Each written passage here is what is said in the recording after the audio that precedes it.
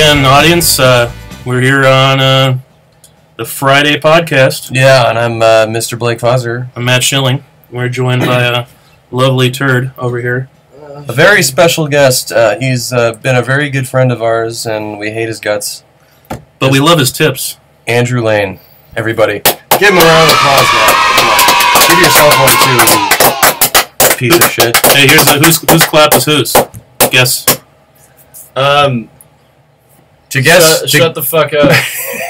So, yeah, I'm Andrew, and I'm out here in the fucking hot, sweaty sun slaving over a computer just to entertain you, America.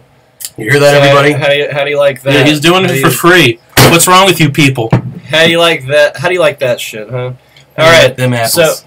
So let's get down to fucking business. What are we talking about? We're talking about. I think we have on the list here. Now let's pose it as a question. What does everyone do that loves to do but never talks about it? Masturbating. Well, you know, some people might disagree. I don't think so. I think everybody masturbates. Well, anybody who matters masturbates. Anybody who doesn't matter can. That's not the point, though. What else are we talking about here? Okay, we're talking about the joys of shitting. There you go. Everybody likes to shit, I think. Everybody loves shitting, unless you're Most people like have a shitting. terrible diet, or you're probably like anorexic or something. I think gays like shitting the most. Why would you think that? Because they like the way their asshole stretches open when I'm just kidding. Have you heard that, Andrew? Is that true? Well, some gay people like fucking, and some gay people like receiving. Some like both. That's true. So like the receivers like shitting more than the don't be givers? so presumptions, you little piece of shit. Jesus Lord, I'm already being attacked. Stop being so feisty.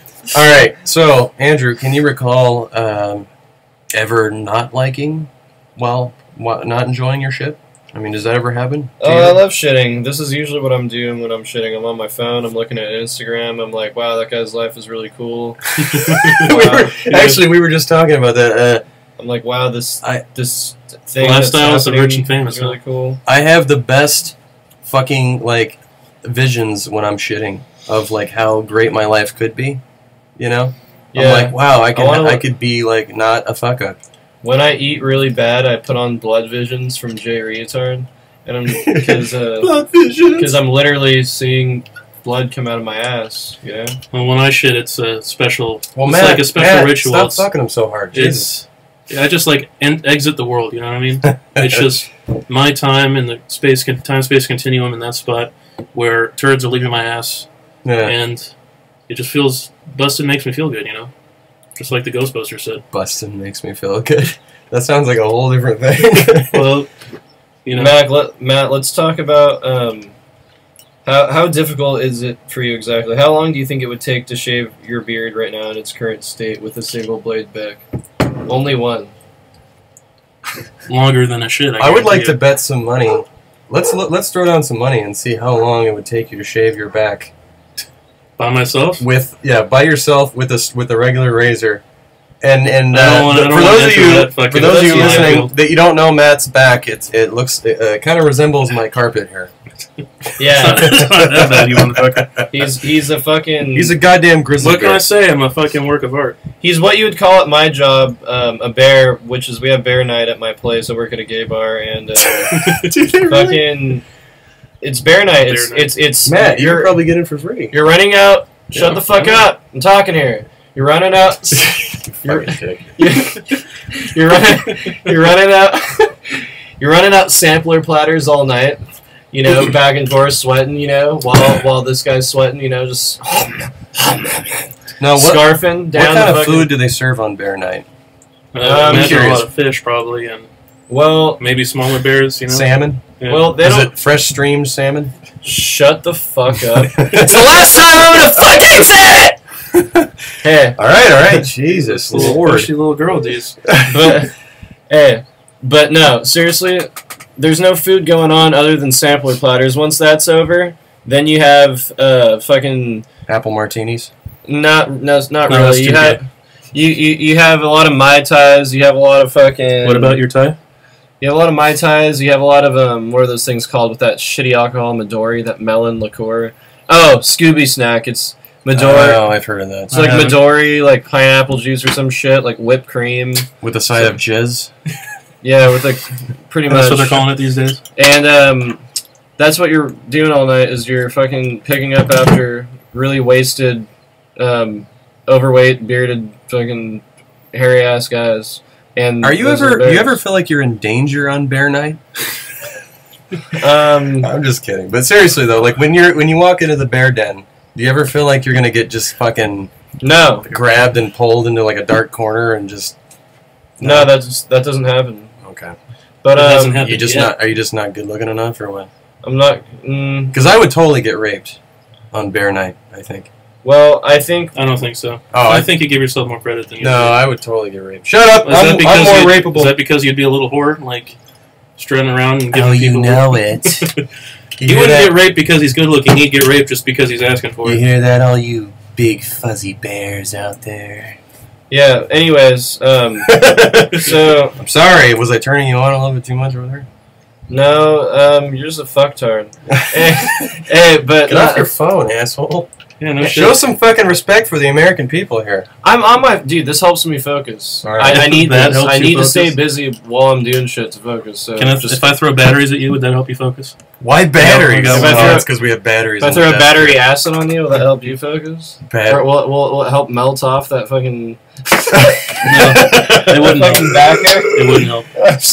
It would take my skin away, but the hair would still be there. So, America, we have a big bottle of rum here. It's called Calypso, and it's spiced rum, and she's got big tits on her. Very rather provocative-looking woman on the front of it. And just to let you know, how much was this, by the way? It was like $7. Just to let you know, Canada, I mean America, you can't go into Canada if you have a DUI. You can only fly. You can never drive into Canada for the rest of your entire life. If you have a DUI. If you have a DUI? Yeah. How long does a DUI stay on your record? Well, for Canada, it's for America, because I want to go to Canada some fucking day, and I have a DUI. You can only fly. Canada. You can only fly. I can only fly. You'll never be able to drive there. Never ever. Even if it's expunged from my record. How the fuck do they know? If it's expunged. Alright, get it expunged. I don't know then. I'll just go over there and just be like, fuck you. Dude, just drive there. If they turn you away, wouldn't that be awesome? Go to the nearest airport, stay there for a night until you get tickets, and then fly over. Wouldn't that be awesome? Wouldn't that be awesome if it was that simple? I'm just like, fuck you. There's like, oh, well, in that case, come on in. Hey, Blake really likes rum, and if he doesn't have it, he's in cold sweats, convulsing. No, that's not true. Yeah. But I do piss myself if I don't have it and shit myself. Well, I think that's worse than the first thing.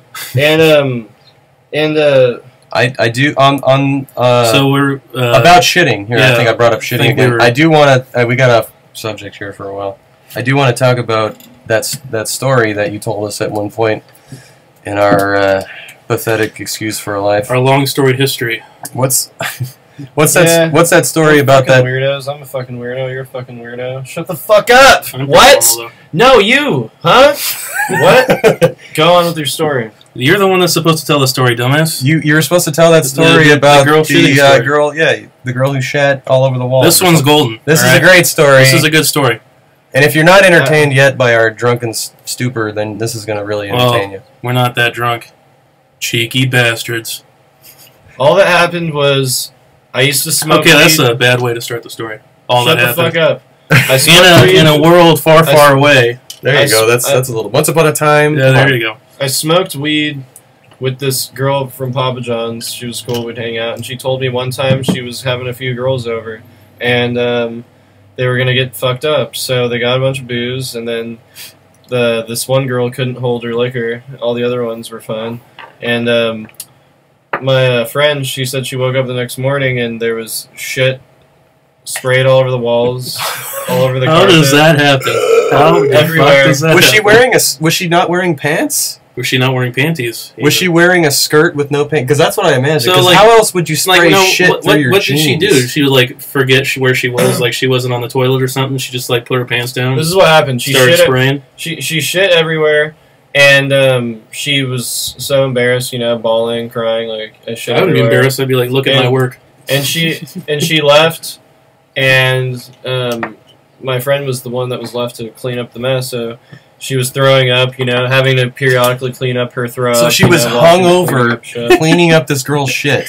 Throwing up, having to clean up her throw. That must have been a living hell. With the other girl's shit. I bet she's a nurse now, huh? She's got the experience. I have no clue what happened to her. She ended up moving to Kansas because she said she hated society, so she just wanted to. Okay, that's probably a bad place to go to. So that incident of her having to clean up puke and shit just ruined her life, and she moved to Kansas. You know, that always made me wonder if one should be poor called, girl. if one should be pronounced Kensaw or Arkansas. Kensaw or Arkansas, because they're spelled the same. Arkansas is just AR Kansas. That's true. Yeah. Well, you know what I heard actually. You know that city Azusa. I heard that they couldn't think of any other name for the city, so they just called it Azusa because it's US or AZ USA. A to Z USA. That's it. That sounds like bullshit. That's what I heard anyway. Like there's a bunch of dumbasses over there just like, what are we gonna name our city? A to Z USA in the USA. Yeah, because that's where we live. Isn't Azusa in Canada? Colombia? Another C-word nation? So basically, she she couldn't stand it anymore. She was just tired of all the working and the having sex with people not related to her. She had sex after was she a whore? Oh, no, it's the other person. I'm a whore. No, I'm not. We're not talking about you right now. I'm very. Don't you wish you could be a whore? No. Well, maybe not in his work environment. Oh, that's true. No. You don't want to tell anybody you work with that you're a whore.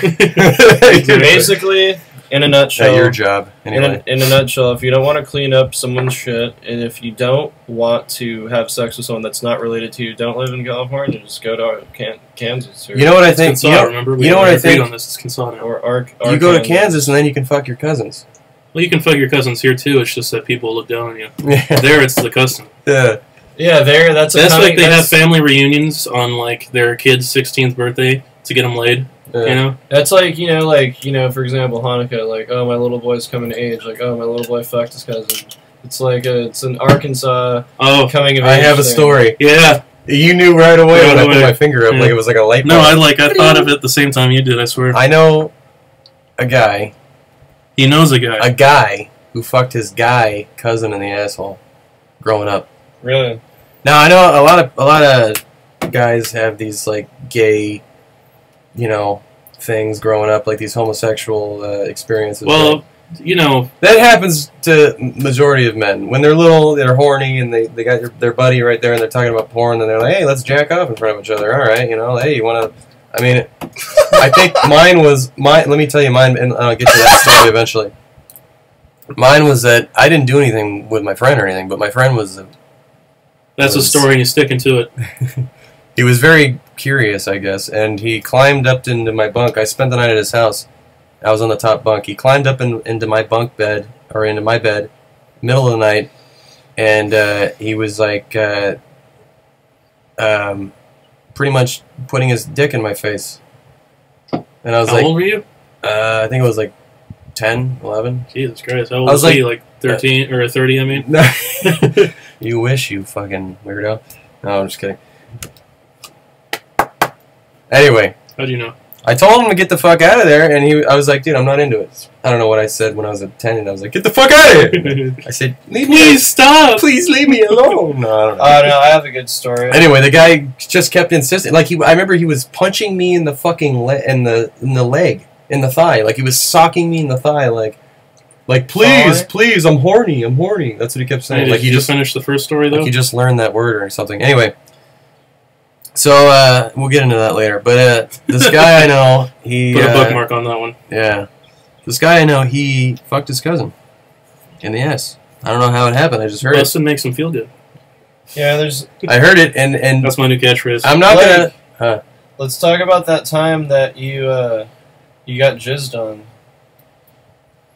What? When was that? When we were in 9th grade, you told me that you were at your friend's house, and you were just like... Whoever falls asleep first. You said whoever falls asleep first was gonna get jizzed on. And, alright, you better tell a fucking embarrassing story after this, because I already like poured my little old heart out. But to the American people here. But you got jizzed on. Yeah, I did. By Tell my us a little fucking bit about prick that. asshole friends that I fell asleep first and they fucking came in my hair. What a bunch of fucking assholes. Dude, Homoerotic dickheads. Oh, no, explain that other it time. goes to show more about how they're fucked up than you are, you know? Yeah, right? Explain that other time about how you were... Like, how can you sit there and... Were you jacking off to me sleeping? Like, how do you get off and enough to jizz on my face? It was in my hair, okay? Tell us about that time that your friend Something was... Tell us about that time your friend was jacking off in your bathroom and your whole family knew he was in there jacking Well, we were just like... I think we're going a little bit too far. Yeah, I don't want to weird talk masturbation stories. What? Give me something. I mean, you guys had to have had some kind of, like, homoerotic fucking... Well, I had a... look at your hair, Andrew. That's just because he's trying to fit in peer pressure. But anyway, yeah. I had I had a friend that used to just like pull out his dick every once in a while and just go woo, you know, like. How old are you? Probably like 8, 9. It's always that age, isn't it? Like, yeah, it's like unprovoked. It's like when you just whip out his dick. It's like when your testicles drop around like 10 o'clock. 10 o'clock. 10 o'clock. Shut up. Around 10 o'clock every night. My testicles drop. Every night at 10 o'clock, my testicles drop, and it's I just can't help it. I it's like if you everything in my house. If you pour water, it turns into a gremlin or something like that. Yeah. That's they multiply it. They multiply it by water. So let's talk about what's going on in the world right now. Let's talk about world issues. We have a docket here. We have a list here, Andrew. Are you like wasted or something? Let's talk about world issues. Like, so you want to tell the goat story? This whole fucking, you know, I mean, come on, you know. Just to clarify to everybody who's listening, Andrew is very high on acid and cocaine and other things. He's got an earring Horse in one ear tranquilizers. that has a safety pin on it. So nothing you could say could ever bring me down. You guys are mean to me. He's reading from a teleprompter right now. I don't like you. You are mean to me. He also can't read, so. No, but this whole thing is fucked up, you know? Like what the fuck are you guys doing? You're talking to this computer? Why? Because that's the way of life, man. I don't get it. Fuck! Hey, there's the door. Okay? There's the door. Don't let it hit you on the way up. That's a door. Don't let it hit you in the vagina on the way up. So there was this one time that, why don't you tell the story? At band camp? I never went to band camp. Oh, the goat story. No, you tell the story. I already told a bunch of fucking crazy homo I don't remember the story. The goat story? You were there, weren't you? He wasn't there. No? I'm just fucking kidding, man. He was the goat. Yeah, it was a good. Alright, we had a little... a magazine startup, right? Yeah, we're trying to start up a magazine. And we were thinking up a good photo shoot for the first cover, you know? Something that told everyone who we were, and like right off the bat, it's like, oh, these... Either we pay attention to these people, or we're going to be left in the dust, you know? I mean, it was like... It was something that I kind of dreamt about. It was more abstract in my dream, obviously, but when I woke up, the first thing that popped in my head was a beautiful, erotic woman straddling a goat and pouring Pepto-Bismol on her tits. So I wanted to create that. There was a few things that we needed for that, right? You can't really have a photo shoot of a naked woman on a goat pouring Pepto-Bismol on her tits without a naked woman, a goat, or Pepto-Bismol. So we needed all those things in one place at one time. And there was only one way we could swing it, right? We found a photographer, and where was it? It was L.A. In L.A. He was willing to do it. He had a studio down there. He was willing to do it pro boner, and we had the woman. Yeah. We had the Pepto-Bismol. Oh my God! Which the woman was perfect. You know, you are just the worst kind of scum. And then we needed to get the goat, and the goat here is, you know, chimed in present time. Well, anyway, back to the woman, because fuck the goat. The woman. You fuck goats? I didn't want her to be. I want to say this. I didn't want her to be like the typical like Pamela Anderson type woman with like huge tits and blonde hair and all that bullshit. I wanted her to be natural. I wanted actually small tits, because in my dream she had small boobies, but perky. Mm-hmm. Okay, that's what matters. Perky. Tits are ready to go. Yeah, they're winner Fun chicken size. dinner. And, you know, anyway, she was a brunette. Very, very cute features, high cheekbones. I have a lot of problems. The whole thing. Andrew has a lot of problems. And, anyway, I lost my goddamn train of thought, you motherfucker. She has small tits and she's awesome and natural. Anyway, she was down to do it. You remember her? I showed you a picture of her, Andrew. Would have liked it better if it was a dude with a giant throbbing cock. Well, that's on the next issue. That's that's next time. But fucking dude, alright. So remember this? I had to like fucking. Hey, give me that rum. Pull Matt like fucking kicking and screaming here, like he. Well, because it was a fucking stupid idea. Yeah, but aren't you glad we fucking did it? Because now we have a rad ass fucking memory. Yeah, well, I know. So rad ass. I always have to fucking like pull this motherfucker like. Well, because like, hey, I got a really bad idea. Let's do it. And then you should just say, all right, because just trust me. No, I'm not gonna. It's just like let's just get lucky. Let's just get lucky every single time. Just don't think. Ideas. How many times have we been in jail? Don't fucking think. Just trust me. Anyway, they like jail. So I don't fucking like jail. But anyway, I rented a U-Haul truck. We've all been to jail. I rented a U-Haul truck, and I think we put your card down, didn't we, Matt? Yeah, my card, yeah. Yeah, we put his card down and his ID to his driver's license. Well, not my card, my ID. Your ID you paid and your... for it. Oh, I thought we put your card down, though. And Fuck no. Oh, wait, yeah. I guess, no, we did, yeah.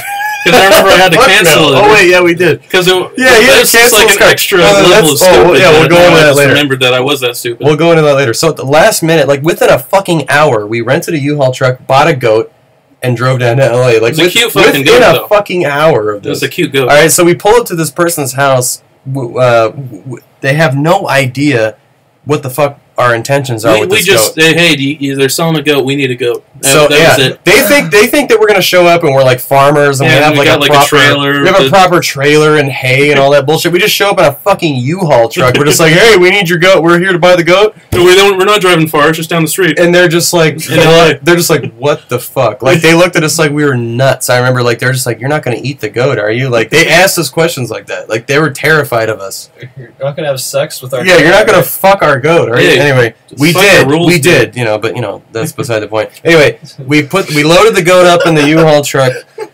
and didn't we... Such a ridiculous story. Didn't we throw some hay in there? Yeah, we threw some hay in there. Let's just say that we did, so we don't look like complete assholes. I remember we did that part. But anyway, at least, you know. So anyway, we didn't tie the goat up at all. Like, the goat was just sliding around the whole time. There was nothing tied to. It's just a U-Haul. So, it's fucked up. I know, it's horrible. That's animal abuse. Shut the fuck up. So anyway, you hear that, PETA? We abused the goat. Anyway, and we fucked it. So we were driving the U-Haul down from Riverside to Los Angeles. And if you've ever driven in Los Angeles traffic, you know it's just the most atrocious thing that man has ever invented. Anyway, we were driving. Obviously, we're in the slow lane in a U-Haul with a goat in the back, and it's in bumper-to-bumper traffic, except for this little area that's cleared up, right? And I'm driving because I shouldn't have been. That's why. Anyway. Yeah, I agree. There was a minivan in front of us with a woman driver who, you know, sexism aside, everyone knows that women can't drive. So we're in bumper-to-bumper traffic except for this little strip, and she starts driving at, say, 60 miles an hour, right? So I start going about 45, 50, which is the speed limit for a U-Haul, right? Anyway, she slams on the fucking brakes, like, out of nowhere. No slowing down. Just slams on the brakes. And you can't, like, you're in a U-Haul, you can't stop. You can't stop on a dime. So we slide forward to, then we hit the car. Fucking, you see it's like slow motion. Let me tell this from my perspective. I remember looking over at Matt, who was driving. I was in the passenger seat, obviously. And I looked over at this guy. He's staring at something outside the fucking window, not paying attention at all. So I see this, and then I look straight ahead, and I see that everybody has just stopped. Like it was a dead stop. It wasn't everybody. It was a dead fucking stop in our lane. That's all that matters. And I'm like, before I can even think, I'm just like, oh, like make some weird ass noise. and Matt fucking looks straight, and he just slams on his brakes. It was like fucking. I thought I was gonna die, honestly, because you were in a big ass U-Haul truck. You're gonna die. Come on, dude. You were fucking flying down the freeway. You're going like 80 miles an hour. 45, dude. Are you kidding me? Whatever. Dude, we had fucking nitrous oxide boosters on the back. No, I'm just kidding. Anyway, so we slam into the back. It sounds better. You're going 80, you motherfucker. We slam into the back of this car, going 30 miles an hour. I can go lower, bitch. You were going 5 miles an hour. All right, I'll fucking compromise. And anyway, luckily they have a trailer hitch. Shut the fuck up. Anyway, we have a trailer hitch. They had a trailer hitch. Luckily, because we slam into the back of their car. Oh, dude, we've almost ruined their fucking van. I start just like fucking flipping out. The poor goat is just like, nah, dude. The goat fucking slammed into the fucking side of the wall. It was terrible, man. I felt so bad. That was the worst part. I know. Anyway, goat. We got out of the car. We named him Billy, by the way. No, we didn't. Billy the goat. His name is Gotilla, the Hun. Gotilla.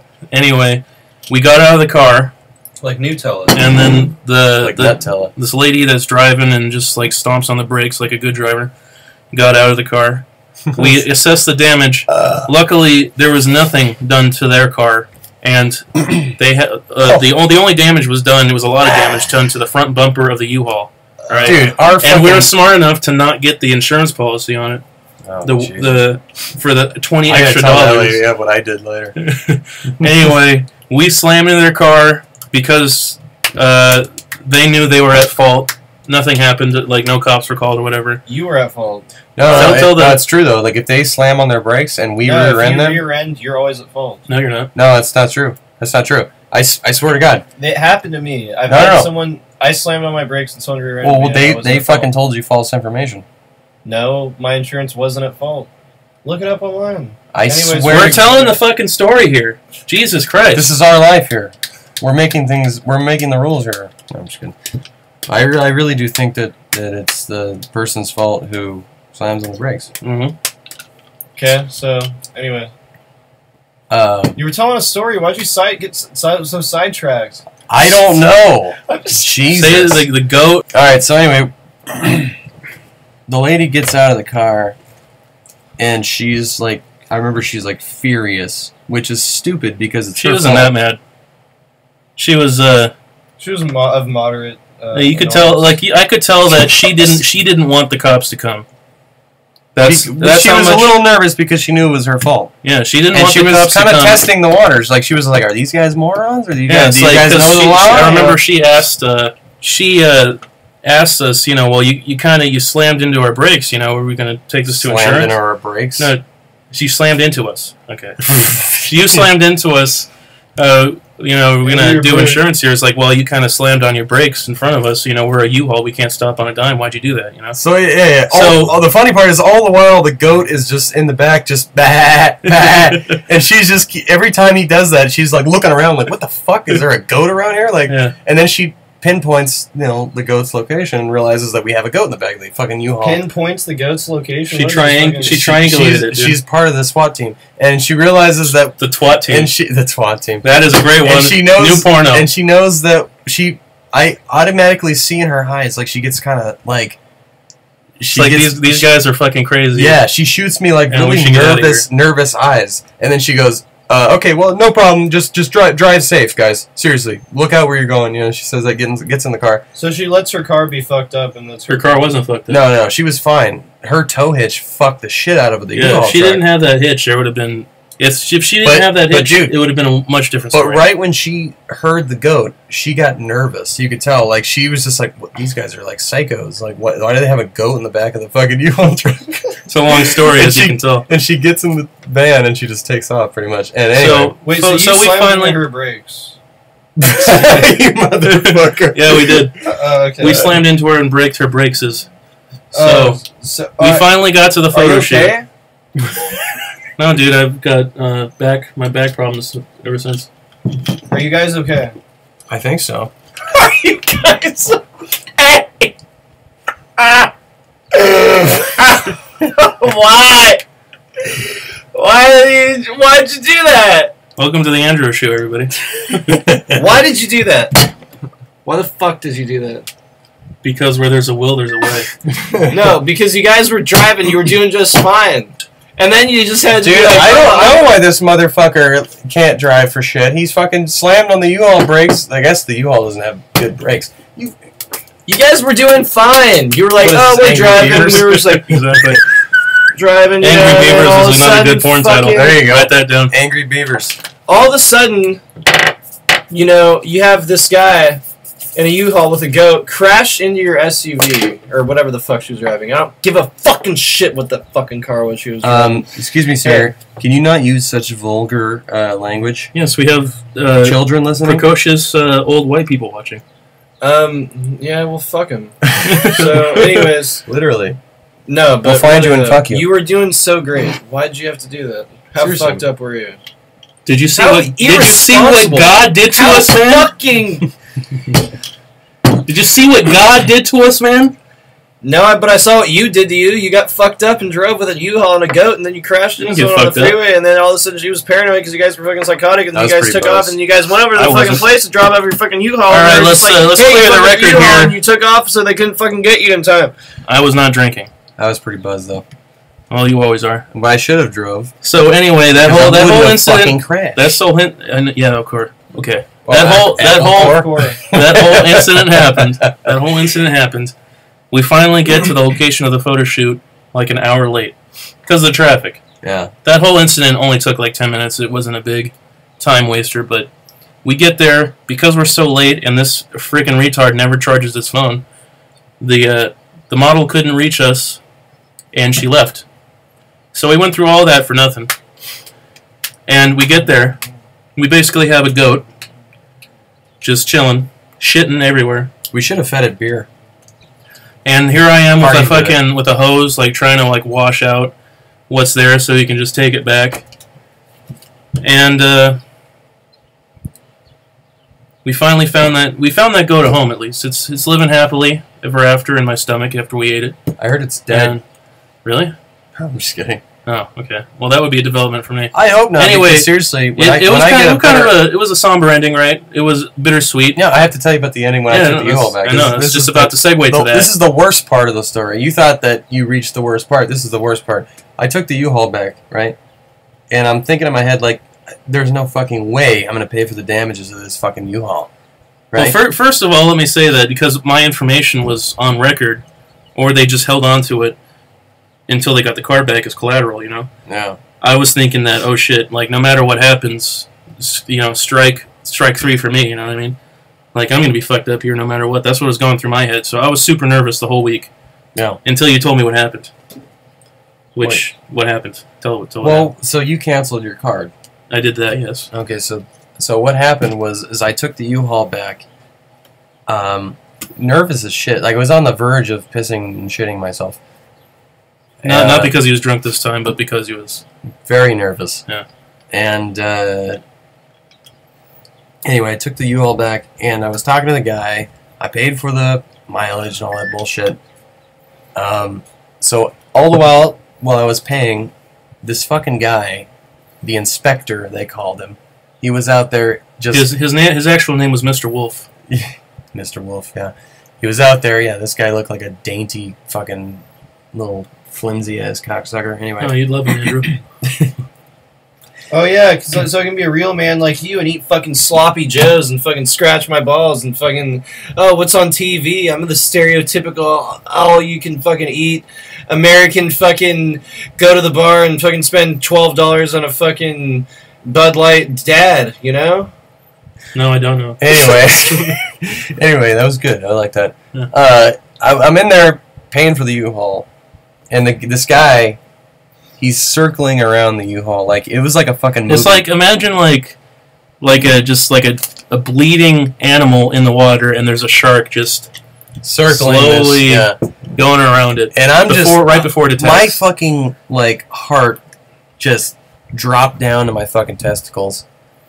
Like, I was just I was just like, holy shit. And the reason why I was so nervous is because it was a long line and this guy's inspecting my fucking U-Haul. Luckily, around the time I got up to the front desk, he was only on the backside. He was still, because he was, I had a flashlight. It's usually where we like to hang out, in the backside. Backside, yeah.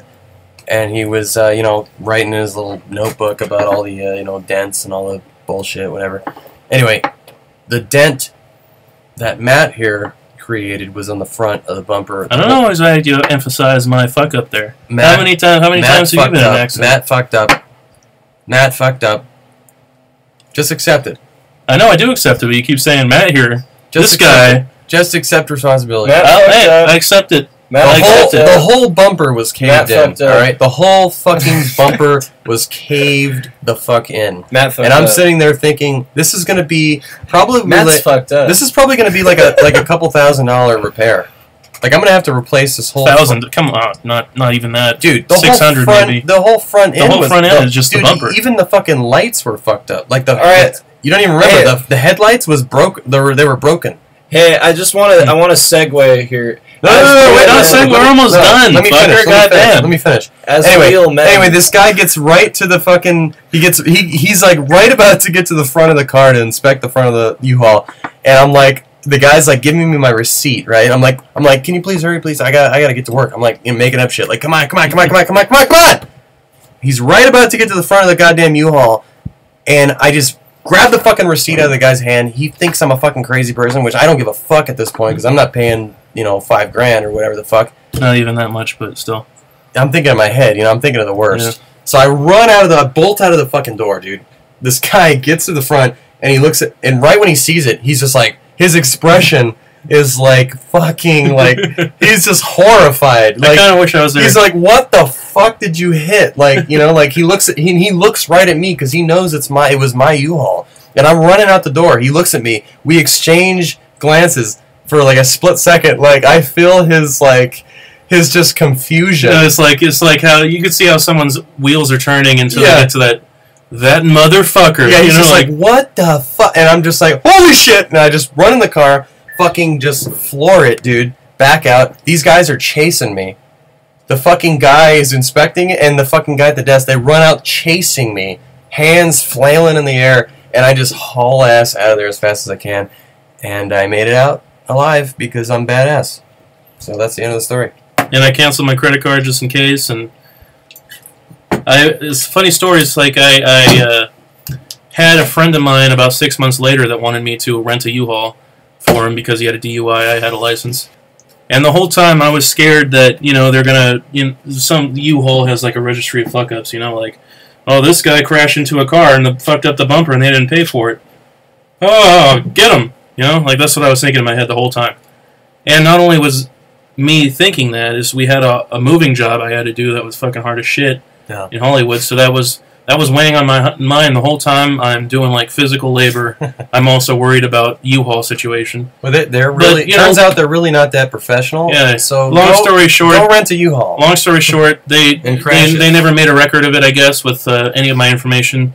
So there can be happy endings, people. Yes. Never commit suicide unless you want to. Yes. Life can be like a Disney movie. The number you have dialed.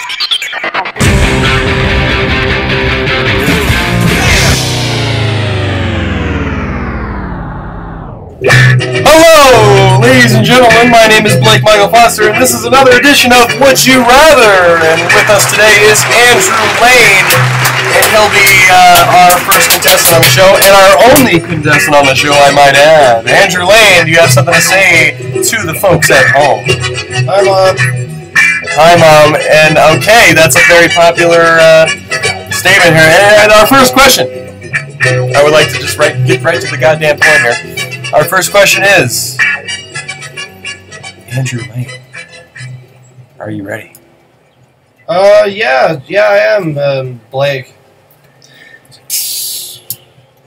Would you rather eat your girlfriend's pussy for 10 hours straight, or take one bite of a dead skunk? Bite of a dead skunk. 10 hours is exhausting. Bite of a dead skunk! Alright! Okay. Good. Great. Grand. Wonderful. So you would eat a dead skunk. You would take a bite of a dead skunk's You must have a pretty dirty pussy for a girlfriend. What? That's how I see women, I'm sorry. I'm an audience member, by the way. Shut up! Audience member. So, this is the thing. I would be exhausted doing that for 10 hours. 10 hours straight eating a girlfriend's pussy. That would be very exhausting. It would be very tiring. I'd rather just get it out of the way. Just take the bite of the dead skunk. Just buy the dead skunk. Swallow the dead skunk's asshole, and there you go. It's in your belly, and then there you go. How would you feel about that? Like, just imagine yourself biting into a dead skunk's asshole. I don't really know. I forgot what I was going to say. I don't remember. Alright, time for our next question here, Andrew Lame. Andrew Lame. Are you ready? Alright.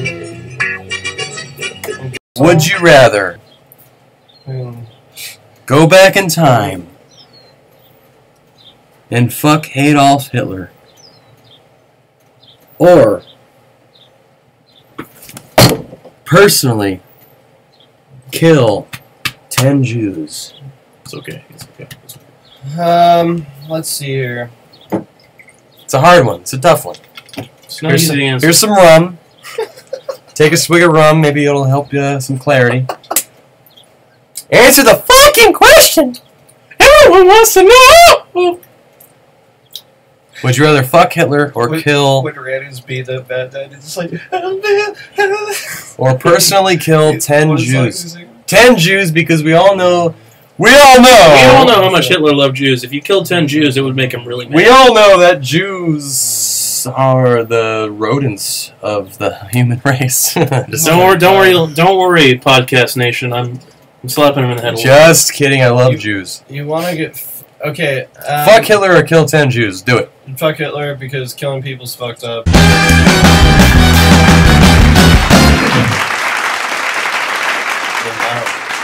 It's really that easy for you to answer? And you'd rather fuck a dude? You'd rather fuck a dude? No, you know what? Mull over the old noggin of yours for a little while. That's true, though. Kill 10 people or fuck a dude. It's obvious. That's true. No, I would kill 10 people's lives or fuck a guy. Come on. Yeah, that's true. I would fuck Hitler. I would fuck him in the asshole with like a. That's honestly it's like a power play. Like, hey, you know Hitler, how much of an asshole you. response it would be to be like, I kill the 10 people. Like, oh, I gotta protect my identity and I have to fucking. That's true. But some people don't give that answer though. But some people. That's true. I would fuck Hitler in the asshole unlubed. I would just jam it in there, like fucking, like make his internal. All of us here, inclling me, the member of the audience. I would make him internally bleed. Dude, like we would all make the same decision, but there is like Middle America out there, right? That hates Jews, loves Germans because I don't know they were German at some point or they're just white, who wouldn't make that choice. Makes them German by default, just pretty much in their minds, dude, because Germany was the white haven of Europe, right? I'm not being incorrect here in saying that. It's an easy choice for us because we're good people and we like to fuck dudes. But it's not that easy of a choice. As any good person should. Yeah, for Middle America out there. I'm looking out for you, Kensaw, in Arkansas. I'm looking out for you. Kensaw. All right. Would you rather Andrew Lane? Shut the fuck up. I wouldn't rather shut the fuck up. I'm hosting a show here. Do you hear the goddamn music? Let us know. I want to know your answer. Okay, so you answered that you would fuck Adolf Hitler. That's great. I think Adolf Hitler would be a very good lover. I really do. I think you would put out... Next question! Andrew Lane. Here we go. Here, next question. Next question, everybody. Okay. Would you rather put your balls in a vice grip or put your dick in a blender?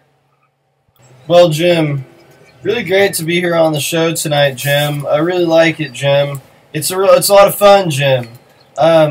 So, Jim, what I think I would do is, well, let me ponder on that for a second. You know, that's a really what I'd rather what would I rather do? What would I rather do, huh? Would I rather fucking fucking kill this motherfucker? Would I rather fucking cut this motherfucker arm off and sew it to my fucking ass. But I fucking rather. I don't know. There's so many. That'll make it pretty hard to sit down after that. Jim, I think we might need to call the police. I think we matched our newest contestant to the police. Our new contestant is going to be hauled away by the police. Tune in next week for another Would You Rather? Son of a bitch! Stick your balls in a vice grip. Here we are with Kevin Hunt, a local legend. A guitarist from the group and the Animation Association, right? Yeah, the Animation Association. Is anyone in your family named Mike? No, we've actually thought long and hard about that. I mean, when I was like a kid, I used to love Mike Piazza when he was a Dodger, and I told my dad one day I want to name my kid Mike, and he said, "Don't do that. Don't do that." I was like 7 years old. I didn't get it, but I realized later. So, Kevin, tell us a little bit about the name Animation Association. It's like a collective. I mean, the way I do my music is I write all the music myself for mostly concept albums, but I write all the music for my albums, and then I play and sing the songs. I'm a lead singer and a guitarist on the records, and then I get anyone else I need around me to help, and so there's no fixed band or anything. Mm-hmm. It's just I get whoever I need to make it the best album it can be, and so that's where I got association, and I just thought the Animation Association sounded really cool. So it does. Yeah, it's you know what, it's intriguing. Yeah, no deeper. Like when I hear that, I'm thinking like Animation Association. I'm like, what the fuck? Yeah, the animation. It works out with your definition of it there. Yeah. So have you ever heard of a band called Necrophagist? I've not heard of Necrophagists. No. Well, I just bring them up because it's one guy who does all his own work plus whoever he brings in. Yeah. So is that the way you want to go from here on out, or do you want to form like a formal band or what? Yeah, I think every record is going to have different people, and whether it's going to be me recording most of the things, or whether it's going to be with a band. I've had some visions where I put together a band just for a record. But, I mean, definitely there's never going to be a fixed band that remains for years and years. I'm going to be just the main of the project, but there'll be, I think, fixed bands for records and whatnot. Yeah, it's all going to change from record to record. Like, my first record, I recorded everything myself. I did all the layers and everything myself, but I think for records in the future, I think I want to have a bassist and a drummer and everybody to come up with their own parts for just certain music. Mm-hmm. Exactly. So what's your favorite album so far, and how many have you made? I've only made 2 right now, but I don't know. They're both my babies, and they're such different animals. Across the Sea, which is out, it's really a drama, and it's got this kind of storyline within it, and it's cool with everything in it. And then the one that I'm about to release on August 14th, the Kevin's Beat EP. I mean, that's just some raw folk songs with, introspective lyrics and whatnot. I can't really tell you which one I like better, but... What would you compare the rock album to? Like, what influenced you growing up? Well, growing up, I mean, there was, like, a lot of Nirvana, a lot of Pink Floyd. I loved those bands, and then I think when it came time to make the record, those bands were definitely in my influences, and then there were some influences like Wilco and Neutral Milk Hotel and The National and things that I was really into at the time, that when I was producing it, I could hear that those influences were bleeding in, and I was cool with that. So you're like a mix of current and past. I don't know. Yeah, there's definitely Nirvana and Pink Floyd. I think that's a really cool mix. Yeah, and also your concepts are what your concept albums. What do they come from? Are they from dreams or things you think up over the years? And do you want to make every album a concept album, or is that's just how it's worked out so far? I mean, I want to write a lot of concept albums. I'm not going to pressure myself to make like every album a concept album, because then you're going to make a lot of bad concept albums and have regrets. I think every time I set into a new project, I'm going to make it a concept album. But sometimes the concept falls apart, and sometimes I use the songs from the concept album for another concept album. Most of my rock albums, I think every rock album will be a concept, but the folk albums will have some ones that aren't, some ones that, some exceptions. You think you'd make like a crossover, like combine your concepts into a single folk album that connects them all, you know what I mean? I mean, you mean like through multiple albums, telling the same story, having the same concept? Yeah. I don't see that in the future, but you know, I write a lot. Who knows? Who knows? It's kind of like a book and an album at the same time. Yeah, you know, just a nice storyline. Like Across the Sea, the rock album. It's written in 3 acts, and it tells the story of somebody over in one night mulling over all these feelings from his relationship that just ended, and so that's a pretty clear concept. A relationship that just ended. What do you elaborate on that? It was actually based on my personal relationship that had ended. With whom? A girl that I'd actually known her for a really long time, but I dated her for 2.5, 3 years. Mm-hmm. And, what was the sex like? The sex, it was. I think you know that's the number one question. That's the thing that everyone's wondering about. I don't like to know. The sex was good. The sex was good. We had chemistry. Yeah. We knew each other's bodies well. But how often did she let you? Did she let me bang her? Well, because most girls. What was her favorite thing to do in bed? Her favorite thing? She really liked to be on top. She was very aggressive, very dominant. That's good for lazy guys. Yeah, I dug that. Definitely. You know, see, in my sex life, currently, I have to do most of the work because my girlfriend's lazy as shit. Yeah, and so I love a change of pace when she likes to get on top. I'm like, all right, that's cool. I get to relax. A little choke, a little aggressive force. It's so she was aggressive. She was very aggressive. Did she choke you? Yeah. So she wanted to be dominant. Yeah. She was kind of a dark person, and she was very into like dominance and her really concept feminist. It was awesome. Kill my boyfriend. So you like that? Her concept album was. Yeah. Did she have like the whole whip and the handcuffs and all the whole thing? None of that stuff. So she wasn't too into it. That was as close to getting a sandwich while you're having sex as you came so far with a girlfriend like that. As close to getting a sandwich during sex. That's just what my dream is. That's your dream. Have my girl make me a sandwich and what's your priorities? Make you a sandwich. Make you a sandwich with her pussy lips. Hey, so you said you liked Wilco a lot. Are you a fan of Modest Mouse? I am a fan of Modest Mouse. Yeah, they've got some really good records. It's one of my favorite bands of all time. Yeah, good stuff. One of my favorite lyricists. He also likes Creed, so all those. Take that with a grain of salt.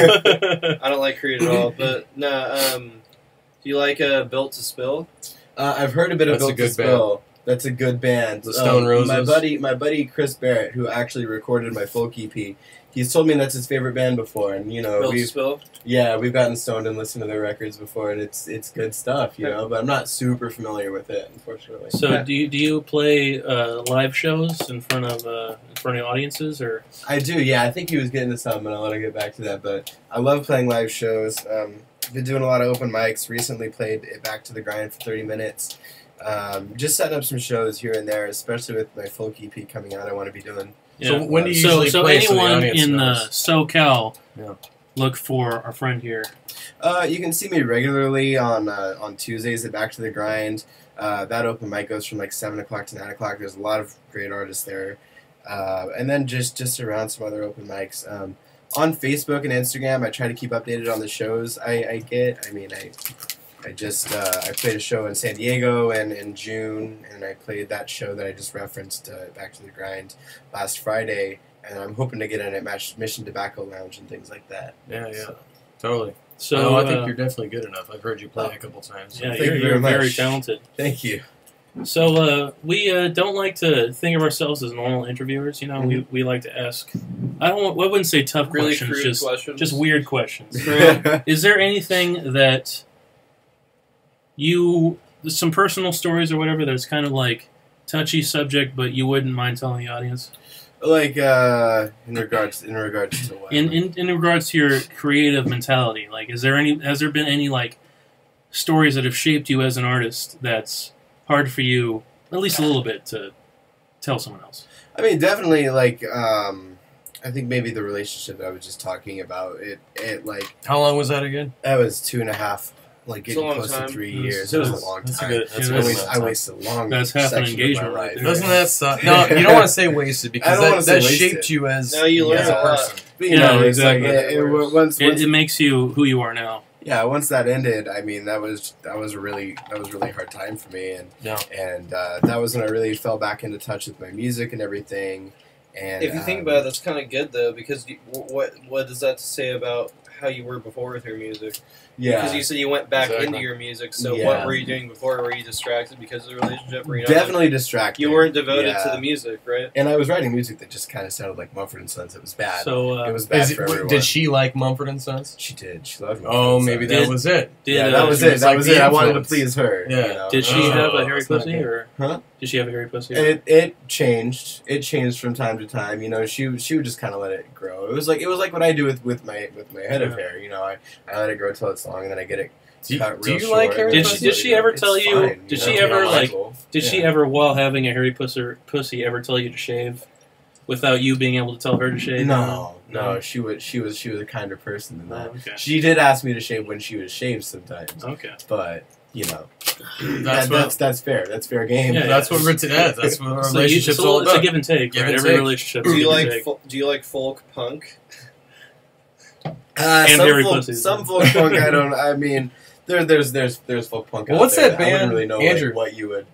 Andrew Jackson Jihad. Yeah, That's Andrew- some Andrew good. Jackson. There you That's go. That's pretty some good good stuff. What's That's a that good band one. we Johnny saw? Hobo Defiance, and the Ohio. Freak Man, aren't they considered folk Defiance, punk? Ohio, yeah. Defiance, I like them. Yeah. Yeah. We actually what saw them else? in Upland a while ago. Oh, really? Downland. Remember that? You were there. Oh, that was in Chino. Dipshit. Oh, it was Chino? Oh, I'm Chino is what I like to call it. Yeah, well, Chino. what, do you know, are you super into, like, music theory or things like that, or you just play by ear? No, I play by ear. I took lessons for a bit when I was young. I started playing guitar when I was 6, and then I took lessons till I was like 13. So that's 7 years of lessons. But when you're that young, Yeah. you don't pick up as much as you could. So I'm not super into musical theory. I'm mostly into like songwriting and using the music as a vessel for It's poetry. all something you feel, right? Yeah, it's all something you feel, and I'm not against musical theory or anything like that. I think that if you're a great musician, then that's awesome, and that's your style. But my style is just to be a passionate songwriter, write the best songs. Do you play Is there- anything else other than guitar? I play keyboard and bass and harmonica. I've been learning drums a little bit. So pretty much everything. Then. Yeah, You're like a one-man band. That's good. yeah, I with can one be instrument if at I a time. want. Have you ever thought about being an actual one-man band as far as just, like, for fun, like, street performing, like, Funsies. having like, a drummer? That would be cool. I've gone a busking. I've gone busking, which or- is like yeah, musical street busking. performance. Yeah. And that was fun stuff, but I was in Santa Barbara at the time. You know, there were a lot of people who thought that was cool. And Oh, was yeah, there. up north they do that a lot. In Yeah. the Bay, Yeah, like Oakland, San Francisco, all that, there's Yeah. busking everywhere. yeah. And it was a good time until one day I was out there and there was this homeless guy, and I don't know, he didn't like me very much, and he screamed that he was gonna kill me from across the street, and I was like, Oh, holy shit. shit, I didn't know what to do. And there was this other homeless guy. stepping Are you on sure his it wasn't territory. Iggy Pop? Yeah, there was this other homeless guy who was like backing me up, and he was just like, you know, if he wants to come over here, he's got to go through me first. And I'm like, I guess that's comforting, Oh, but I'm fuck. still gonna Yeah, bail. yeah. So what is busking to our audience in case they don't know? It's like musical street performance. It's like when you see people out there with little basket or a hat or whatever that they want you to throw money into, and they're sitting there just playing songs on the street for the hell of it. There you go. So- It's a good time. Do you have any other passions or any other, like, say, God forbid, the music doesn't work out for you? Is there any other line of work you have lined up, or any other kind of passion you have?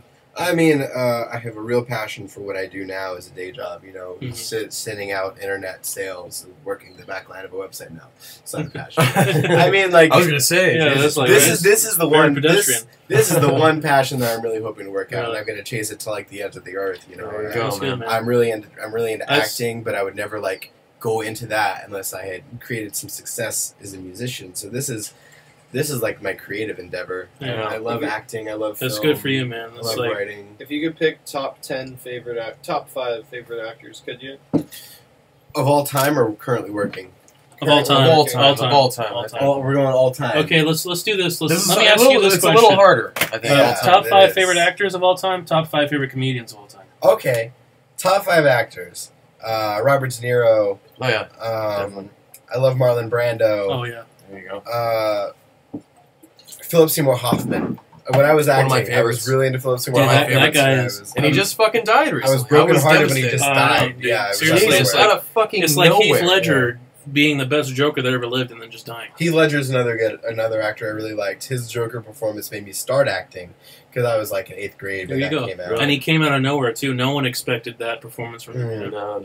And I heard that he was trying to live up to Nicholson's performance.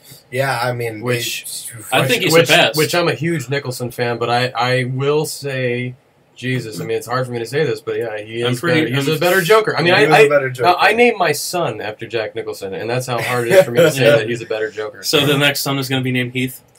No. and then I think to close out to close out the top 5 actors, it would have to be like Tom Hardy. That dude's That's a killing good it. choice. Every movie, that guy's killing it. I love him so much. Have you seen Locke?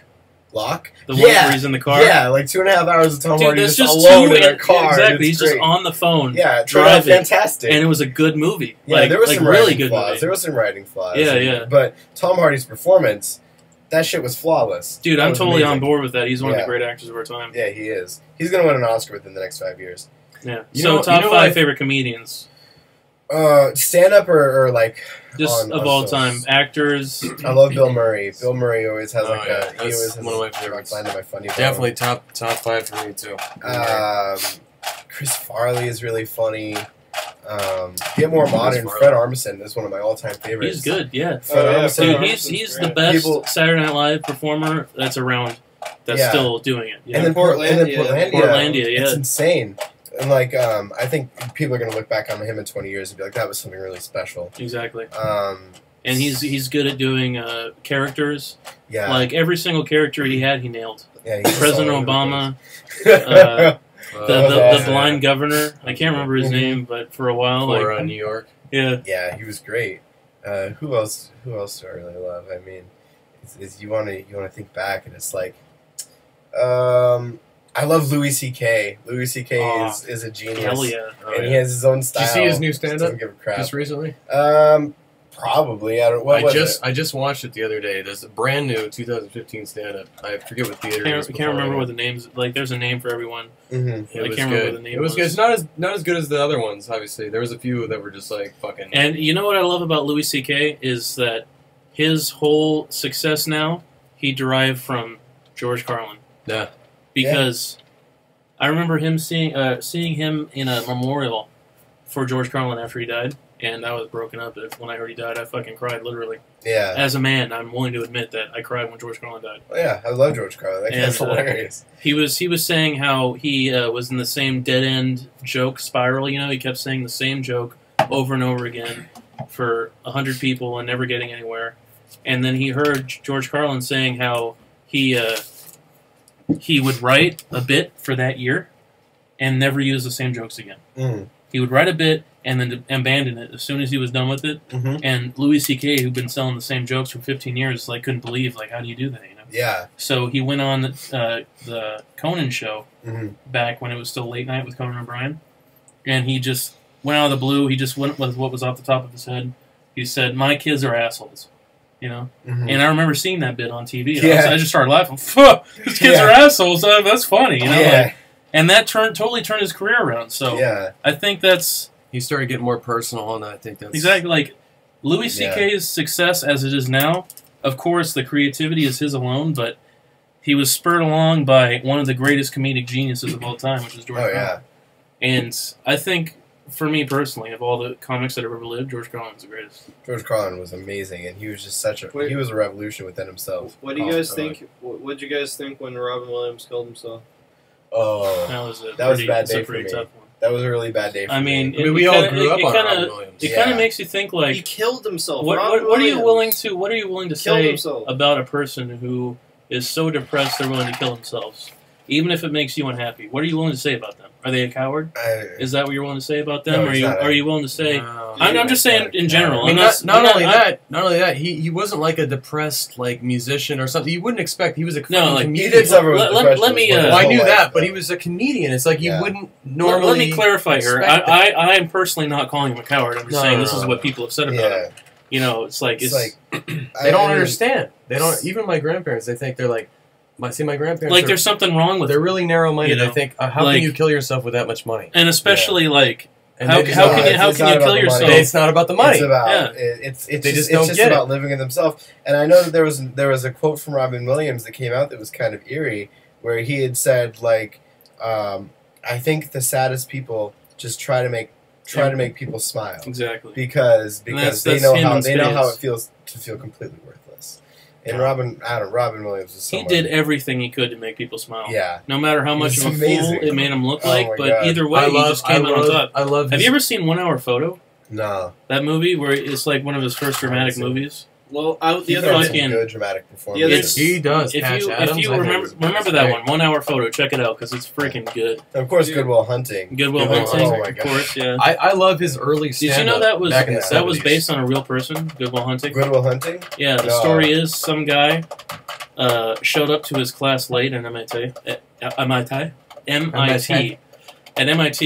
and the professor had written a certain amount of questions on the board, right? He did all the questions, and then the last question he thought was particularly hard, but he did it in the end. He turned it in.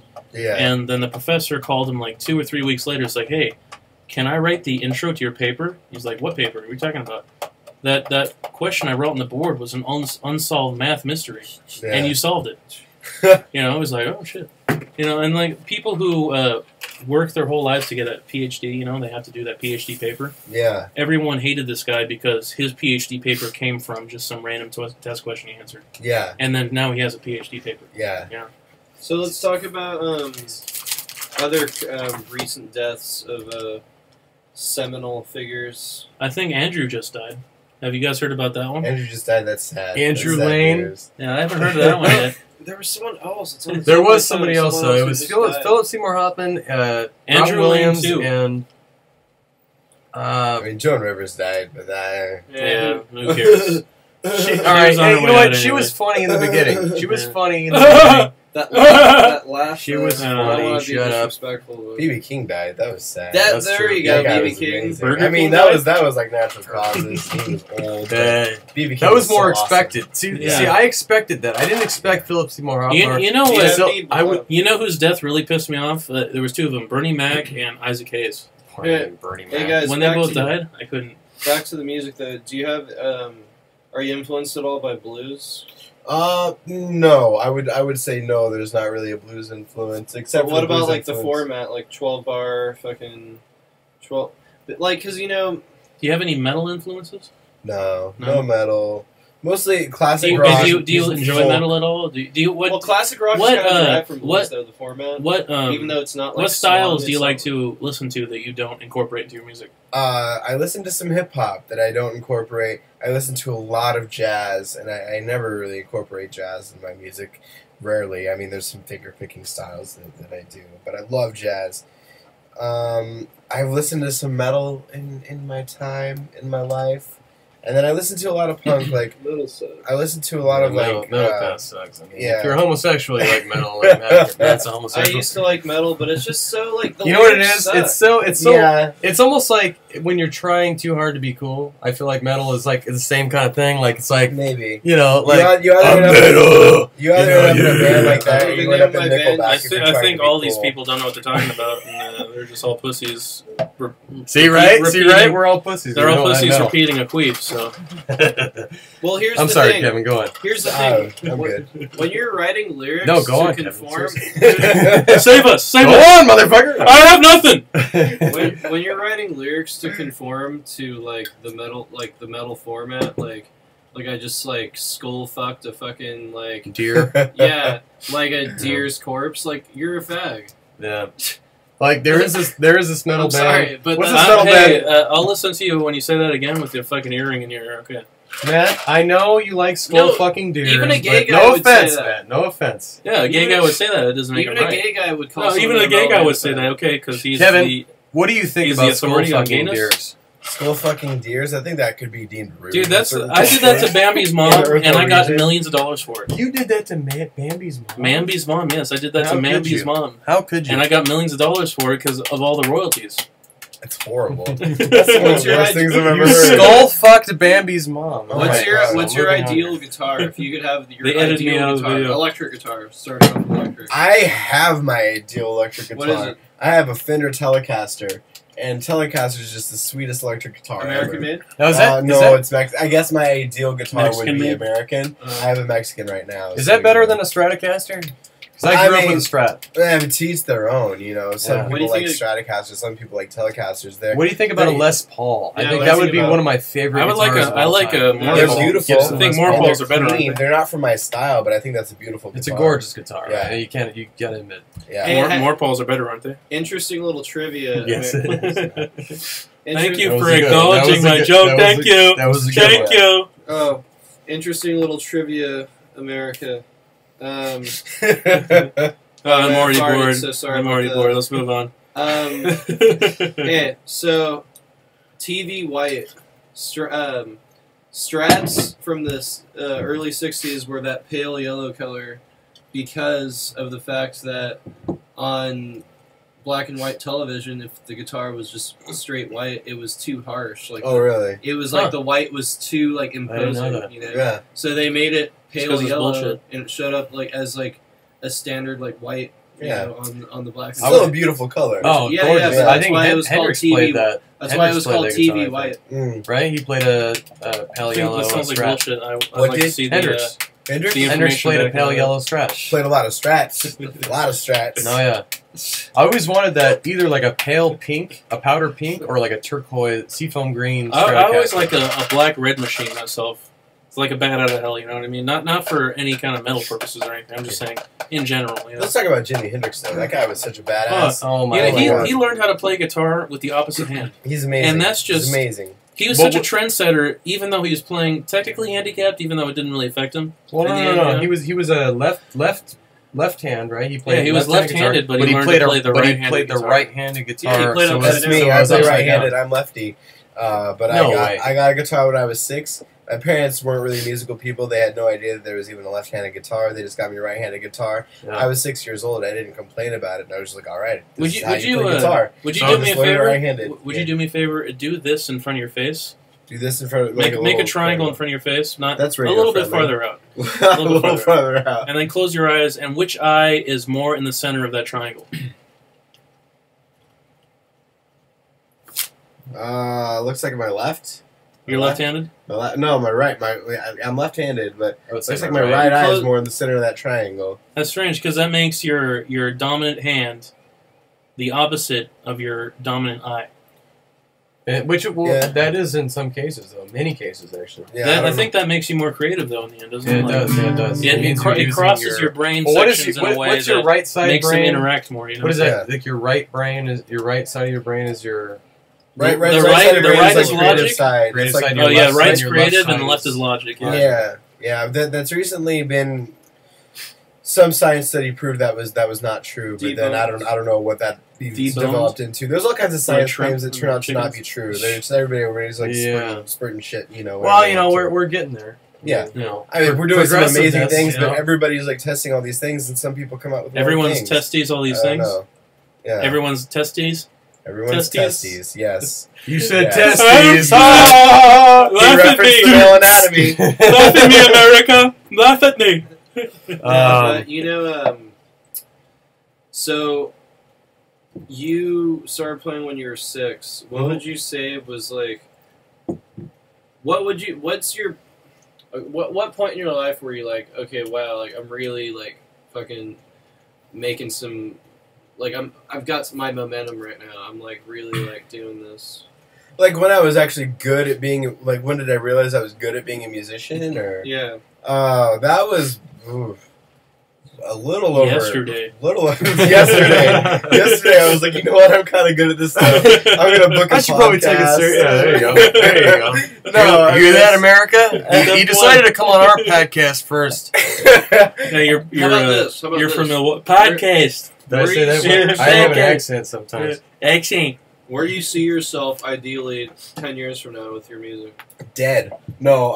10 years from then you're a true artist. There you 10 years go. from now. 10 years from It's a now, regular I would like to 27. still be making music, obviously, but I would like to have enough of a fan base that I can support myself, and I have this dream of living in Portland in a cabin, like in the woods, just outside the city. So I can get in the city if I really want to, and I'm living. I feel like a refugee. I'm still living in the woods, and I have this very specific design. There's like a cabin in my backyard. And the front room is like a listening room. There's like this huge wall of vinyl records and everything, and this amazing stereo system. And then in a room behind that is like my studio. And so basically I record everything in that little studio, and then I go out and I listen to it. That's awesome. And That's awesome. that's my dream. That's 10 years from now. You know? So would you consider yourself to be more introverted? Yeah, I'm what you call an outgoing introvert, I guess. Where there's I've heard that a lot. What is that? Outgoing introvert. Yeah, outgoing introvert is like, you know, An like introvert that's like, sorry. if you can get you can get really excited, and you can like be the life of the party sometimes. Like sometimes you just get really sporadic, and you're just energetic, Yeah. and like you're very excited to be where you are. However, like the main difference between introverts and extroverts is like with introverts, being around people really drains you, and you need to be away from people. Are you drained right now? I'm Being around going to be us? drained tonight. Are I'm you gonna be really drained. Because of us? Yeah, We're because- draining because you of right you, now. you're We're draining- sucking the You're life from draining you. the life from me. How are the women out there in Oregon? I've been to Portland, and the girls were just beautiful and amazing and intellectual, and I got a lot of looks in Portland. When I was walking around Portland, I got a lot of looks from girls, and I Well, let was me like, say something. Would I you think say because for me. would you say girls in Portland are hotter because of their looks or because of their intellect? They're not hot. Girls in Portland aren't hot. There's like a difference. There's They're cute. There's cute. There's beautiful. and There's pretty, sexy. and then there's sexy, and then there's hot. There's all these Yeah. different categories. Yeah, I know. true, We- yeah. we- The you've majority- talked about this. So what would you say the grand The majority majority. is? The grand and majority because of is why? either cute or beautiful, And they there's- are there's that way these- because there's these beautiful. Which is my personal favorites. Mm. yeah, And exactly. Cute and beautiful, 'cause they're hot, my when you think favorites of as hot, well. you just think of Are they that way because of their porn looks star. or because shell. of their Yeah. intelligence? So it's like I saw a lot of Cute still has a personality. I saw a lot of cute girls who were just like kind of bouncy A cute girl and, does like and, a and crossword. bubbly. you go I up and remember talk to her, you know? I remember like flirting with this girl in a mirror. I was at a place called like Saucebox. It's on Broadway. It's a great little restaurant.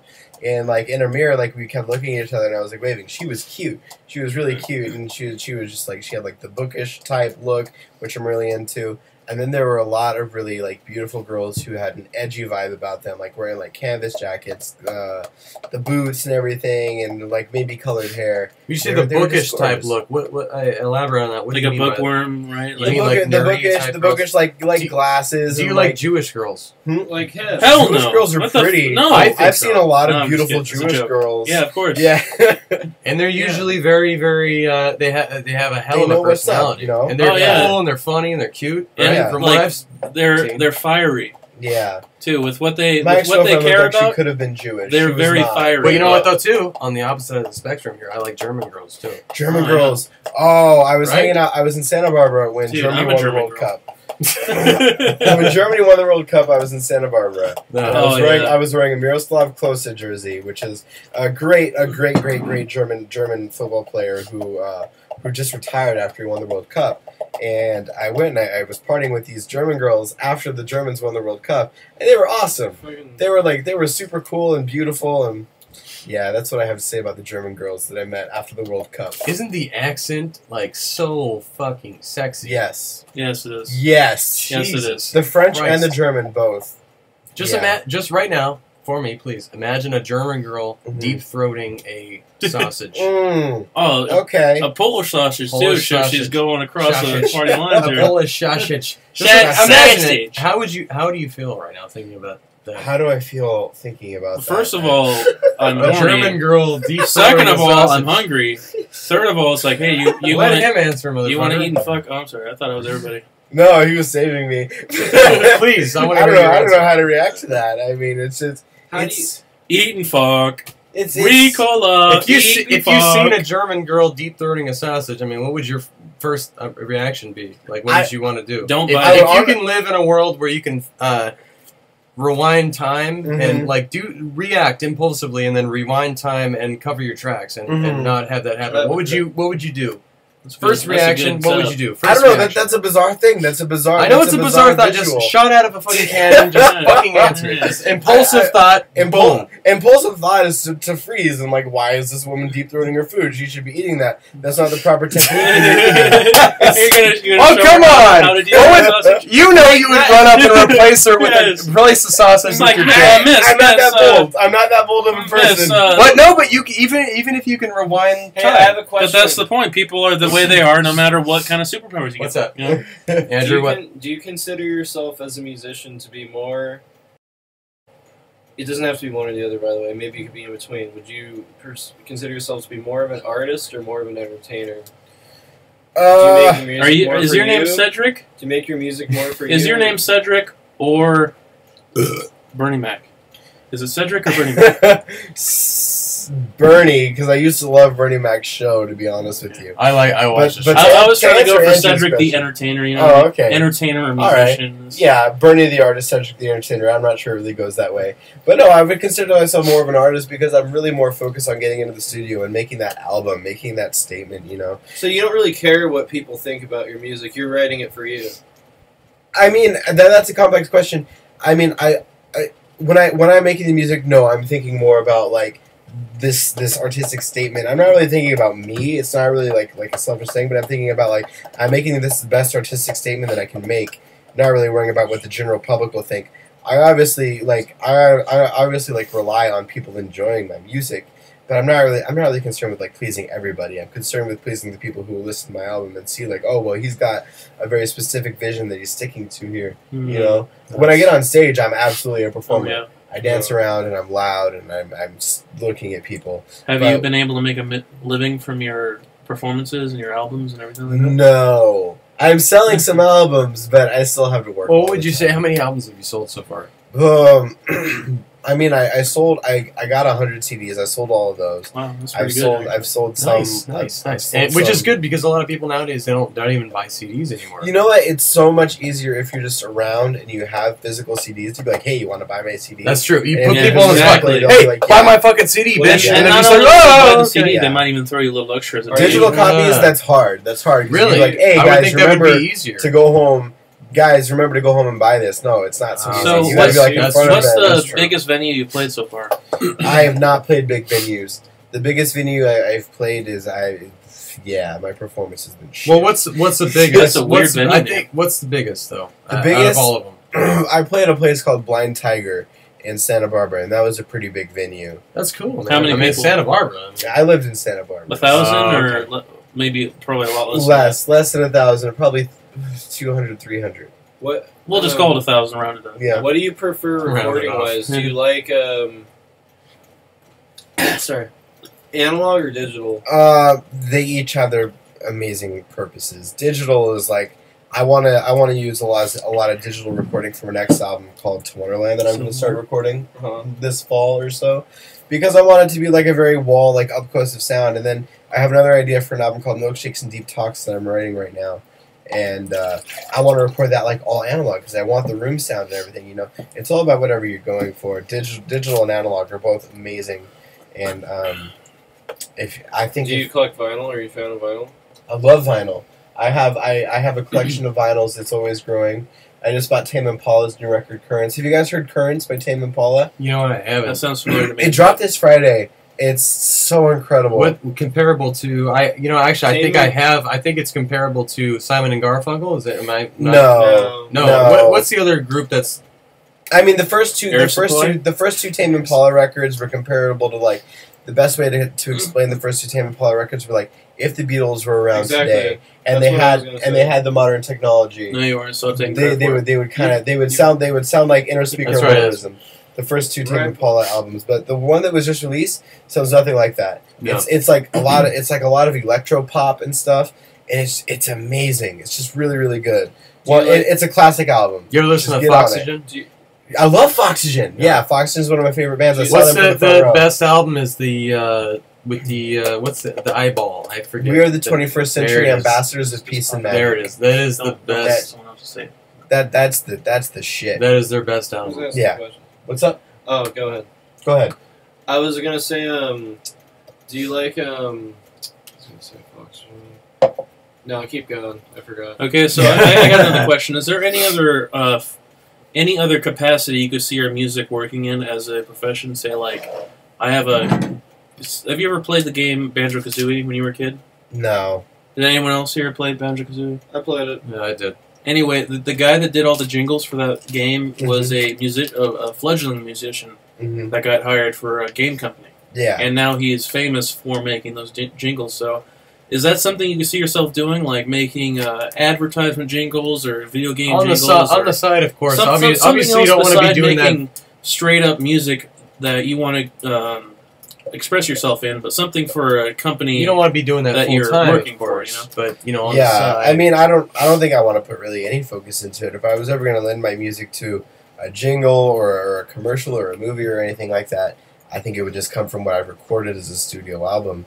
I mean, it's so they would just call you and say, "Hey, I like your riff." Yeah. Oh, and like as a follow up to that question, have you been approached by any advertisement or anything like that to use your music in anything? Or no, not yet. Okay. Hey, man. I'd be open to it. Any advertisers it could happen. It could happen. I will sell my soul. Would you really? I would sell your soul too. Jesus. Oh, come on. I'd sell your soul. Everybody has their price. My price? $50! A lot of people are like, oh, no, fuck selling out when they're like 16 years old and then they get kids and they have a house and they're just like, you know what, fuck you. I'm 16-year-olds, you know. I'm an independent human being right now, so dude, I'm not selling out right now. I'm 24 years old. I have a kid. I need a car and a house and all that. I would sell out in a fucking heartbeat. Yeah, fuck all you 16-year-old punk rockers. That's all his bad decisions, fuck you, you know. That's all his bad decisions. I'm sure if I had a kid and I was the same way, I would sell out, but right now I'm not in a position that I need to sell out. And so exactly. I'm just. Do you like Julian Casablancas and the Voids? You know what? I've heard of Julian Casablanca. I've never even listened to Julian Casablanca. Well, you know who that is? It's the guy from the Strokes. Oh yeah. The guy that no, I definitely know the Strokes. Yeah, the Strokes' first album was brilliant. Have you heard their new album? Have you been a part of any other bands or? I've been a part of some bullshit high school bands. Oh yeah, okay. What are the names? I know names that I even remember. When I was younger, I was in a band called the West Nile Virus. The West Nile Virus. They broke out after that. 2006. Then they broke out. That was a broken breakout. West Nile was the real exactly, and we thought we were all hardcore and shit. I came out with a band called The Vaccine. The Vaccine. Yeah, and he totally shut me out. Yeah, damn it, I fucked him up. Damn it, man. I was also in a group called The Lily and the Lunatics. Yeah. And Blake started playing shows really early on. I played Showcase Theater a bunch of times. You know where that's in Chino. Are they still open or they shut them down? That was in Corona. Or Corona. Yeah, that's right. It was Corona. Yeah. They shut that down a long time ago. I mean, the reason the Animation Association happened, the way it happened, really, where it's just like me collaborating with different people every album, is I tried to start so many bands, and I just got sick of dragging people with me. You know, I have like a really high work ethic when it comes to music, and I got sick of people who were like half-assed about it. And so I decided, like, you know, I'm just going to go. I'm going to write all my own music. You can't rely on those people. And, you know, I can drag people along for like 3 months or so to record an album, but I don't want to like be like permanently connected to anybody and like have any like band drama or anything like that. I just want to write my music. Do you have any make the album with the people? Crazy stories about any of the shows you've had so far, or what's people you've had to let go, or is like what's the craziest? What's the craziest thing that's ever happened to Animation Association? What's the craziest thing? I mean, it's been a pretty tame ride so far. I'm pretty introverted, so I kind of tame Impala ride. I've kept to myself a bit. I think the craziest thing that's ever happened was I was playing a show. There's thing called Old Spanish Days in Santa Barbara, and there was these girls. They were really drunk, and I was playing music. You don't even need to That's a continue, good start. but- That's a good start. I'll just draw my own conclusions from that. But I'm gonna ruin your own conclusions Don't do it. Anyway, what happened is I was playing a song, and like these girls are freaking out and everything, and they had these glitter eggs, and so the thing with Santa Barbara is like they had these not glitter eggs but confetti eggs, and they would smash them on each other's head. Confetti would go everywhere. Confetti eggs. Yeah, She smashed an egg in her hand, and like when I was done playing the song, she ran up to the mic and she started throwing confetti all over me, and it was great for a little bit. But then I couldn't get back to the mic to play my next song. She was just standing there right in front of me, and I didn't know what to do. Did she want to suck your wang? Did you beat the I don't shit know. out of her? I don't know what happened. I beat her down. You just like beat the shit No, out I of was your dick, very- like, I fuck was- you, bitch. I was very politely just sitting there, like I mean, please I need to play move, my next song, bitch. and I started playing my next song, and she was still there, and I the most. Have you heard about that rapper who went on stage recently and got his dick sucked by some whore No, on stage? no, I didn't hear that at all. Is that something you want to happen out of your music career? Is to just get a blowjob? I feel like that's something I'm gonna avoid if it's ever comes to me. I think that's my end goal. Really? Have you gotten laid since you've been a musician? Yeah, Have you really? yeah. How many? That's a good yeah. Like, How many? Yeah. How many I'm women? excited about it. Yeah, me too. How many women would you say that you banged since you've been in the Animation Association? Oh, I don't kiss and tell. Come on. I'm sorry, I don't kiss Hey, and tell. do you like the association? The association. That's a good band. I was so pissed at the association. I wanted to name they my stole band their the name, Association. dog. It's like, why did And you I bring was up, like, like, oh, that was a bad band in territory? like the '60s. Was it the '60s that they were in? Yeah, that's a like, good band. I mean, that's come on. a good band. It's a but real. I was I think the Vogues are better though. Eric Burt or no? The Vogues are better though. That's not Eric Also- Burt. Eric Burton's in the Animals. I don't know. Are you What am I into pedals at all? pedals. I've heard of pedals as well, and I've No, heard no. a few. The like actual pedals. I was for thinking guitar, pavement.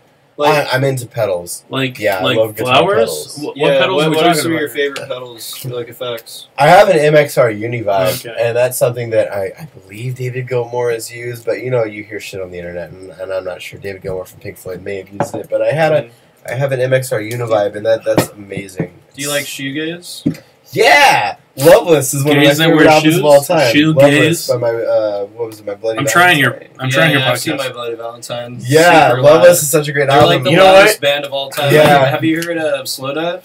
Yep, Slow Dive is good. You My know what friend got though? me into You know, Slow for the Dive. longest time, I hated My Bloody Valentine, and I I still do. without You're a even retard. without even giving I still do though. I still hate shut them. the fuck up. I still hate them. Without even giving them a listen because I- I just I hated really the- hate them, I though. hated the name. Yeah, and I hate them And too. And this guy calls me a retard, but he knows what I'm talking And about. Loveless hate- is a I hate classic them, though. album. It really But you know is. what though? I just recently But I hate them though. listened to them and Yeah, realized I know you didn't because they suck. Shut the fuck up, you little bitch. Hey, you're Anyway, fired. Get out. anyway, They suck though. so They don't. So My Bloody I'm just Valentine. joking around. My Bloody Valentine. He's never serious. You gotta know. I'm Matt, insulted. I don't care if No. you is or not. You gotta know. can't put down So My I'm Bloody trying to tell Valentine. you high five. I love you it. gotta know. Matt is You're fired. never serious, and if he insults you, that it's pleasure for him. And speaking All of right, insulting, great. what do you guys think of Donald Trump recently? You're fired. Holy shit! Dude, this guy. That guy is You know- awesome. You Get know that out what? of You his know mind. what I know about the I would Republicans vote now. for him. Wait a second. You know what I know about the Republicans based on Donald Trump? Mhm. The top Republican candidate right now. Wait a second. I got facts on my side here. The top Republican candidate. You got facts on your side? Yes, I do. Just Something that shut the Donald fuck up. Trump never And you also Shut the have fuck up. Matt on your side. Yes, I do. Yes, I do. The top Republican candidate right now is Donald Trump at 24%, right? Yeah. 24% among Republicans, likely voters for the primary. You know what the percentage of the actual electorate vote for him? 62% say they would never even consider voting for Donald Trump. Yeah, it's ridiculous. It's a ridiculous notion. So to have him he's in on top of office. the Republican primary, but he's not going to win the election. Yeah. Just- Well, I was conversing. I was conversing already- yesterday with a family member. You were conversating? I was conversing. I was Conversating isn't a real with word. family No member. shit. And No fucking shit. what I realized, I was It's not a talking. real word. I was conversing, and I was saying, like. I'm very liberal. I don't side with Save your Democrats. F up. I don't side. Bernie Sanders is a great candidate. Exactly. Of course, I could. He's amazing. I got my balls dry. No, I don't side with Democrat or Republican. I only side with being liberal. But I was saying that the Republican Party is not going to get anyone in office in 2016. That's the point. The only reason they won in the midterms is because people didn't show up to vote. Yeah. The only people that showed up are angry white people. Yeah, but they're not serious though. Who are like 60 years and older. Exactly. You look at the Democratic Party. They have two very serious candidates. They have Hillary Clinton, and they have Hillary Clinton. Clearly Hilton. They have Hillary Clinton, Clinton, and they have Bernie Sanders. They have two extremely serious candidates. Yeah. If you look at the Republicans, the most popular candidates are completely ridiculous. Yeah. Which would you bang Hillary Clinton? What? Would you bang Hillary Clinton? Oh yeah. Have you seen? I'd pass. I respect the game. I respect Bill Clinton. How about if I were to give you? Have you seen Hillary Clinton? $10,000. No. Wait a second. I haven't. I'll co-opt your question. Have you seen Hillary Clinton 30 years ago? No, I haven't. Dude, I haven't. I don't know. She's a silver fox, dog. She was. Wow. She's a silver fox. I'd put my dick in her mouth any day. God, you got bags under the eyes nowadays. You know, if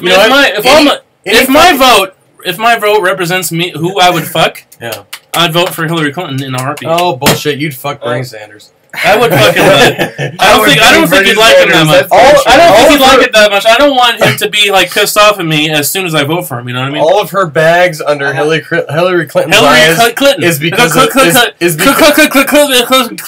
Is because of Bill, I think. Because of Bill. Yeah. Bill is so stressful to be around. Bill is such a badass. Dude, right? You know how hot Hillary Clinton was, though? Back 30 years ago, she was a fucking fox, dude. We get it. Hey. You get it.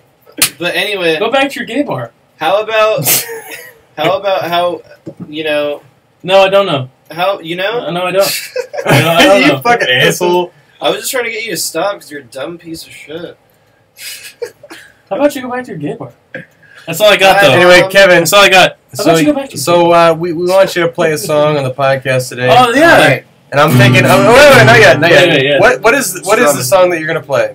I'm going to play a song called Pretty Birds. Is it about me? Is it about me? It was written about you. Pretty Bird about Matt. Okay, so what album is this from? It's from the Kevin's EP, coming out August 14th. And this will be the second track. It's actually on SoundCloud. I released it as a single yesterday. All links will be in the description. Okay. And so we'll any other information. Okay, so let me plug your shit here. We got...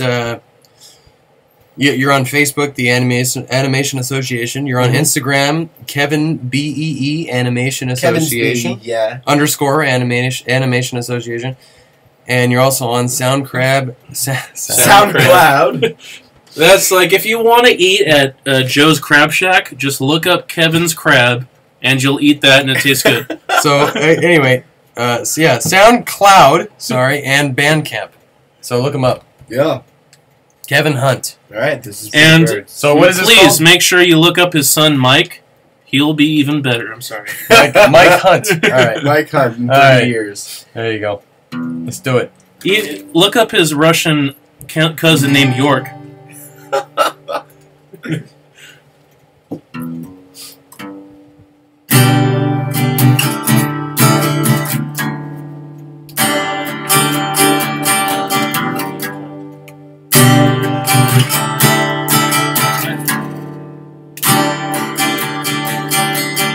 Walking on the beach, I pictured it was snow, and it told me everything I need to know.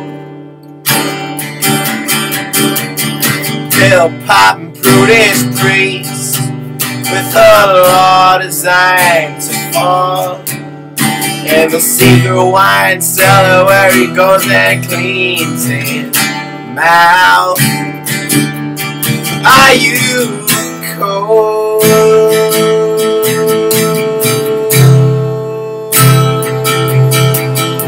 again?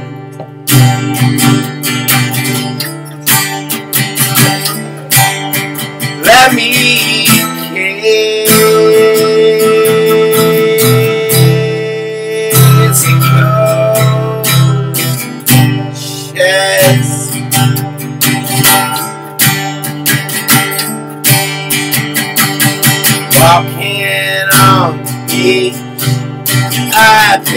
should, it was snow. And I crawled around on all fours like a bear in a storm. Rabid, brutish beast with a madly pounding pulse, who has lost his fucking head and all his faults. He is raw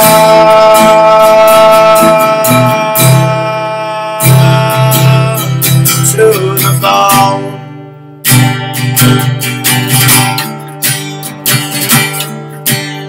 And he will die alone.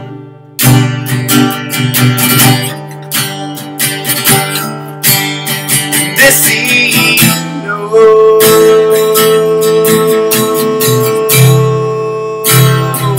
like a fire knows it's born.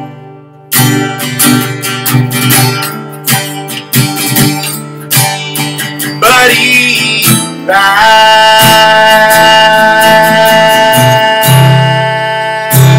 rides afterwards.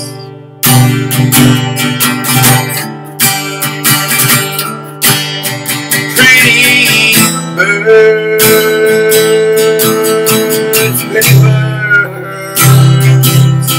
pretty stars, the glass, twisted, turn in the air, like acrobats.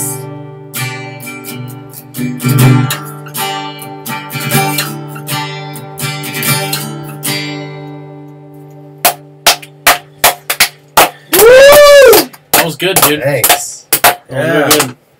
I almost teared up thinking about how horrible my childhood was. You made me think of my friend who has this band called Wild Pack of Canaries.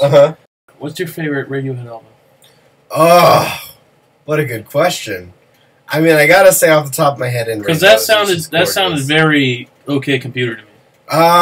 Yeah, you know, my next album, To Wonderland, that I'm gonna start recording has a huge OK Computer influence, and that's one of the best albums of all time. Oh yeah, OK for sure. is so great. Well, what was that? What was the name of that song? That song was Pretty Birds. Pretty Birds. That's Pretty right. Birds. Pretty Bird. Pretty Bird. How much are these pretty birds worth? This That was is good, man. Antiques Thanks. Roadshow. I gotta say that was really good. That was good, Thank man. you. Like so that's honestly. on. So that's on your album. What is it? Across the Sea? No, it's from the Kevin's B. The Kevin's EP. I'm sorry. The Kevin's B. The Kevin's B EP. Oh, that's right. And that'll B.E.P. be The out. Kevin's that, B that was EP. your that was your easy. folk album. Top. Yeah, that'll be out August 14th. August 14th. Yeah. 4/15. If you want me to play anything else, just cue me in. I'll play. Yeah, play So something else. yeah, so Okay, no, something else? so Yeah, play something else but from that album. Before you do, what's your OK Computer Kid A or In Rainbows? What's the defining? The defining Album to Radiohead you. album or my favorite Radiohead album? That's a The question. defining Radiohead album, I think, is Kid A. That's one of the most inventive, innovative albums And that's a lot ever. of that's an album a lot of people dismiss as this is shit. You know. It's incredible though. Yeah, It's so it is. incredible. I mean, I agree. I love that album. Yeah. But to you, I would say your music sounds a lot like OK Computer or even In Rainbows. Possible. On Across the Sea, there was definitely an In Rainbows influence. On To Wonderland, my next album, there'll definitely be an OK Computer influence. But I'll play something else for you. Yeah, we need another song. Our So listeners need another song. What's this Yeah. song? What's this song? I'm going to play the opener from my EP. It's called California. Okay. Yeah. Do it up, man. Just as long as it doesn't sound like the Red Hot Chili Peppers, I'm good. No. I'm just kidding.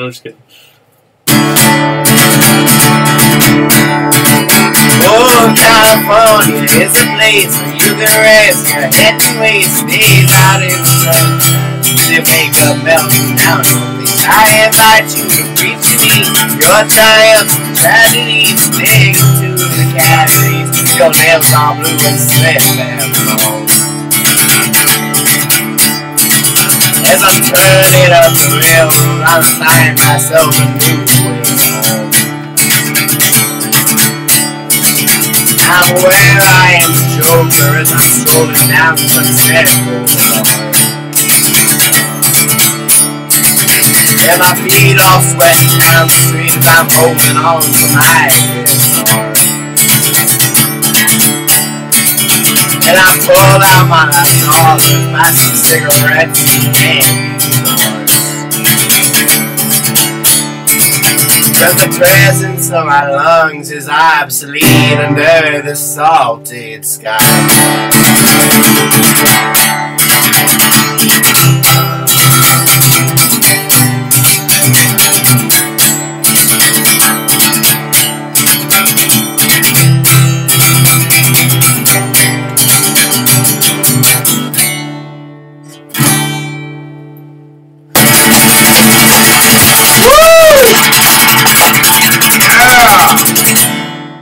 I'm going to tell you, I saw a heavy Bob Dylan influence right there. Not done.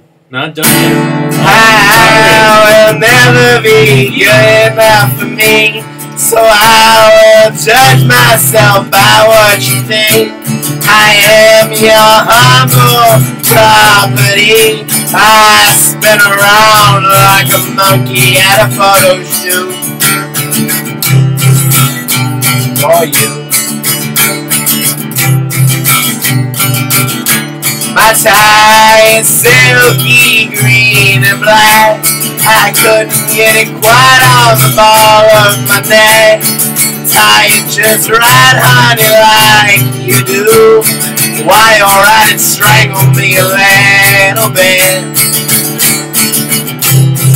Don't know why I like it. I guess it's something of a prophet. But I think I'm gonna die. Makes me just a little happier to be alive. To be alive. Egyptians built the pyramids.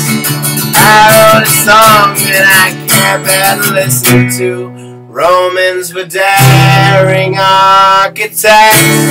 Wanna throw myself under their colors. Messiah Elijah dumped his head in the fire so he could go out in a great ball of fire. How selfish, how petty, how crude, how rude. He's pathetic. I think I might go to the sea. What's in a name but a plaque for others to judge? What's in the wine but a great mass of toxin to carry us away? To carry us away. To carry us away. To carry us away.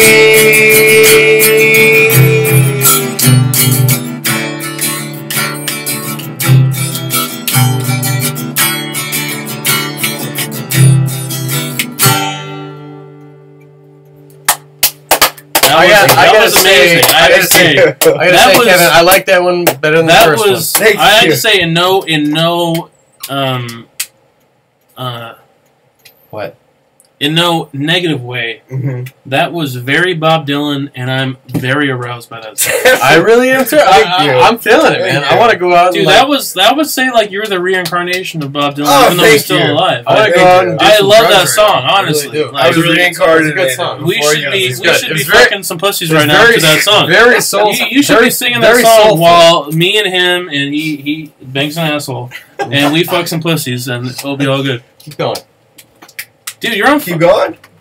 I love your shit, man. Alright, thank you. Play another song. I'll play a third one. Play another song. This is the closer from my EP. All these are from my EP. Okay, well, before you start that one, which is your favorite song you've done?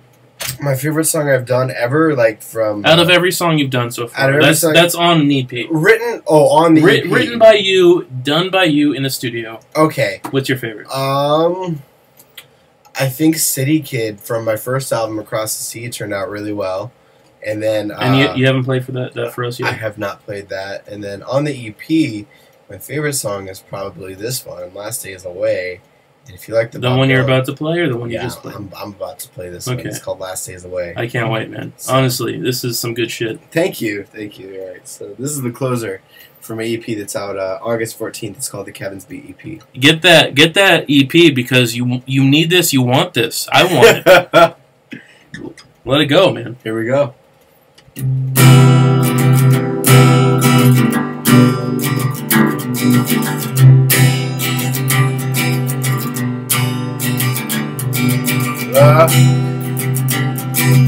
Look straight down inside. Well, that is your mind.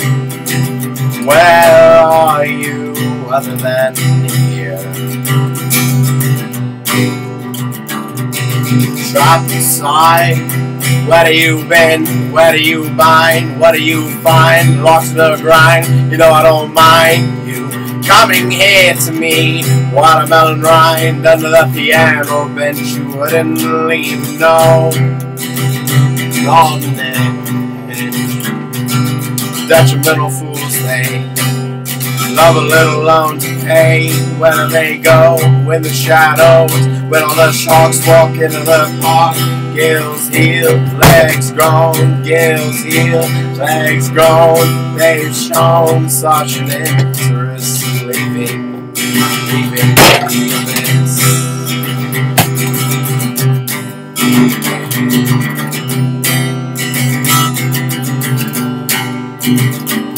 Now I need to leave myself alone. Finally grown into the man I never quite become. Finally going home, only to be for some peculiar place where renegades race down salted sidewalks, singing, swinging their guitars into the lights, into the sky. God knows what they're gonna find. There's a God is here when one they'll find. Does he sit alone in the shadows, wondering how it all went so wrong? Turning the board, changing the course, finding the source, completely empty on all aim.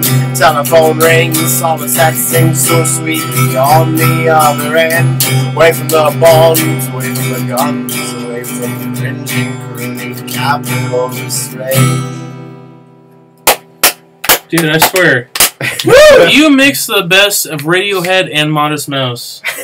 Thank you. For me, in this time frame, I couldn't tell which one I was listening to, but it was I'd say more so the Bob best. Dylan. Yeah, thank you. Bob, that's what I meant. What did I say? Modest Mouse and what? Radiohead. Radiohead. I meant Bob Dylan. Yeah, Bob Dylan. Modest Mouse and Bob Dylan, and I couldn't tell which one was more prominent in your work. Which is good. Yeah, which is a good thing. Yeah, You've got two masterpieces of the medium. Thank you. Working as your inspiration, and I can't tell which one it is. Thank you. I mean, Bob Dylan is huge to me. Oh yeah. I mean, his early albums, what is that called? The Freewheelin' Bob Dylan. Yeah. And Times Are Changing. Oh, Times They Are Changing. Those are incredible albums. Exactly. Yeah. And then he gets a little into the electric phase with like Bringing It All Back Home. Highway 61 Revisited, Blonde on Blonde. That's a good You know, one. my favorite Bob Dylan albums are where he's the most, I would say, minimal in his music, like Lay Lady Lay or Hurricane. Hurricane's great. Oh, I dude. love Hurricane. Oh, I have that album. Shelter from the Storm. Shelter from the It's Storm. Shelter from Tambourine Man. Oh, of Hurricane course. is from the album Desire. And I know vinyl. it's kind of a great, fringe opinion, but that's You one know, of my see, favorite songs. I like Blonde on Blonde. I like Just Like a Woman. Oh, Just like a woman. Yeah. But she does. She makes love. You know what's woman. You know what's a great album that it's underrated as a whole album. It's a concept album about his breakup. It's called Blood on the Tracks. Yeah. It's an incredible album. Yeah. It's a good one. That more people need to think about. Of course, man. When you listen to music, it's not just a time wasting exercise. No. A lot of times, depending on what music you listen to, it's an intellectual exercise. Yeah, if you're listening to like Creed, That's a time-wasting Yeah, there exercise. you go. Linkin Park. Linkin Park, that's a time-wasting exercise. Disturbed. What other bands would you like to kill? Disturbed. What bands would I like to kill? POD. Evanescence. POD, definitely. Evanescence. Creed. Nickelback is not so. Nickelback is terrible. We're the worst. But I would rather. But you know what? Like it doesn't matter what shitty bands you find as long as you got. No. Bands, if you can kill one band out of all the ones that you named, which one would it be? And get away with it? Yeah, and get away with it. Get away with it. Not only would you get away with it, but everything that they've accomplished would be under your name. It would be. No, I don't want that shit. No, it would be non-existent. It wouldn't just be non-existent. It would be under your name too. No, you'd have to live with their failures. So he wouldn't just kill.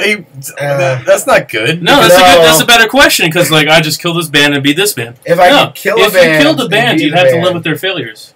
But why would he kill any band? Because it depends. It's up to him. No, I think Kevin would. I think this is a good question. I think it's a good question. I wouldn't kill a band. See, it doesn't work for him. So fuck what I said. Just what your original answer would be. You can kill a band. Fuck what I said. I think it would most likely be Nickelback because the shit they've contributed to the world. I think it's high five, man. I love you. That's a good answer. It's completely. Give him a high five. He deserves it. It's detrimental to human society. I'll give you a blowjob. I'm not gonna give you. He deserves that too, but that's off air. Okay, off air. But that'll happen. Just so the listeners know that'll happen. But you're not gonna hear it. Don't worry about it. Oh, you'll hear the stories about it. You just won't hear the action itself. Nickelback, though, I think that's probably. They've been such a detriment to everything. Why are they even performing? They act like there's some hot shits, like what you've been doing right now is a mixture of Radiohead, Bob Dylan, Jimi Hendrix, Modest Mouse. Like, what have they been doing? Just some fucking bullshit. I never made it as a wise man. Jimi Hendrix for one is dead. But you've got a portion of his skill inside of you, is what I'm saying. I do. I had a great dream about Jimi Hendrix one time. Can I tell you about this dream? Oh, I would love to hear about your dream. I would love to hear it. Please, go back. Are you recording? Yeah, do your dream. Do your dream. I would love to hear. So here's my Jimi Hendrix dream. I was in a cabin in Big Bear with some of my closest friends and family, and we were there, we were chilling and everything. And then every once in a while, this kind of spirit would pop into the room, and he would say things. He wasn't saying scary things. He was just saying things that no one would ever say. It's just like when you hear someone say this, it's just like, why would anyone ever say that? It's just a ridiculous philosophical statement that you can't understand in any way, shape, or form. And the more you try to understand, it's going to be over your head. It's going to drive you insane. We had no idea what the spirit was saying to us. And so at one point, I was sitting in the cabin. I was sitting in front of the fireplace. I was playing my acoustic guitar, just jamming for my friends and family. And Jimi Hendrix, very clearly this time, appears into the room. It's been Jimi Hendrix the whole time, and he appears in the room. And everyone kind of falls silent, and we're like, "Holy shit, it's Jimi Hendrix!" And then we just see him very disappointed. He walks down the hall and he walks into a room, and I'm like, "Oh, I gotta chase Jimi Hendrix!" And I follow Jimi Hendrix into this room. He's sitting in a corner. He's very sad, and I'm like, "Jimmy, what's wrong, man?" And he's like, "Oh, man, I just wanted to join the jam session, but y'all seem kind of freaked out by it. I'm dead now." And he's like, Jimmy, the only reason we were freaked out, we all love you, Jimmy. The only reason we were freaked out is because you just appeared to us randomly. We didn't expect you to be here, but if you want to just come out and jam, that'd be great. That'd be great. And he's like, I could come out and jam with you. Y'all wouldn't be freaked out by that or nothing. And we're like, no, Jimmy, come out and jam with us. And so the way the dream ended was I was sitting in front of the fireplace, and Jimmy was sitting on his Stratocaster. He was jamming, and the riffs he was playing. Was it on fire? He was on fire. He was on fire. Of course he was. His riffs didn't match my folk music that I was playing, but nobody cared. It was like, it's the fucking spirit of Jimi Hendrix. It was a great dream. Music was Jimi Hendrix. Jimi Hendrix was music. Hey, Joe. You gotta love Hendrix. Gun in your hand. I would 100%, no matter who is there, even if it was a bunch of old ugly hags or super hot bitches that wouldn't give me the time of day, I would go there and sing this song, and I'd get pussy. It doesn't matter. Because Jimi Hendrix has set that up for me because I love that. He's great. He's a great person. Right? Am I right? I'm excited that he existed at one point. I love your tips, bro. Is this turn up a little more. I'm gonna shoot my lady. I caught her with the man, and that ain't too cool. Not right now. Next verse. Hey Joe, why don't you start your woman down?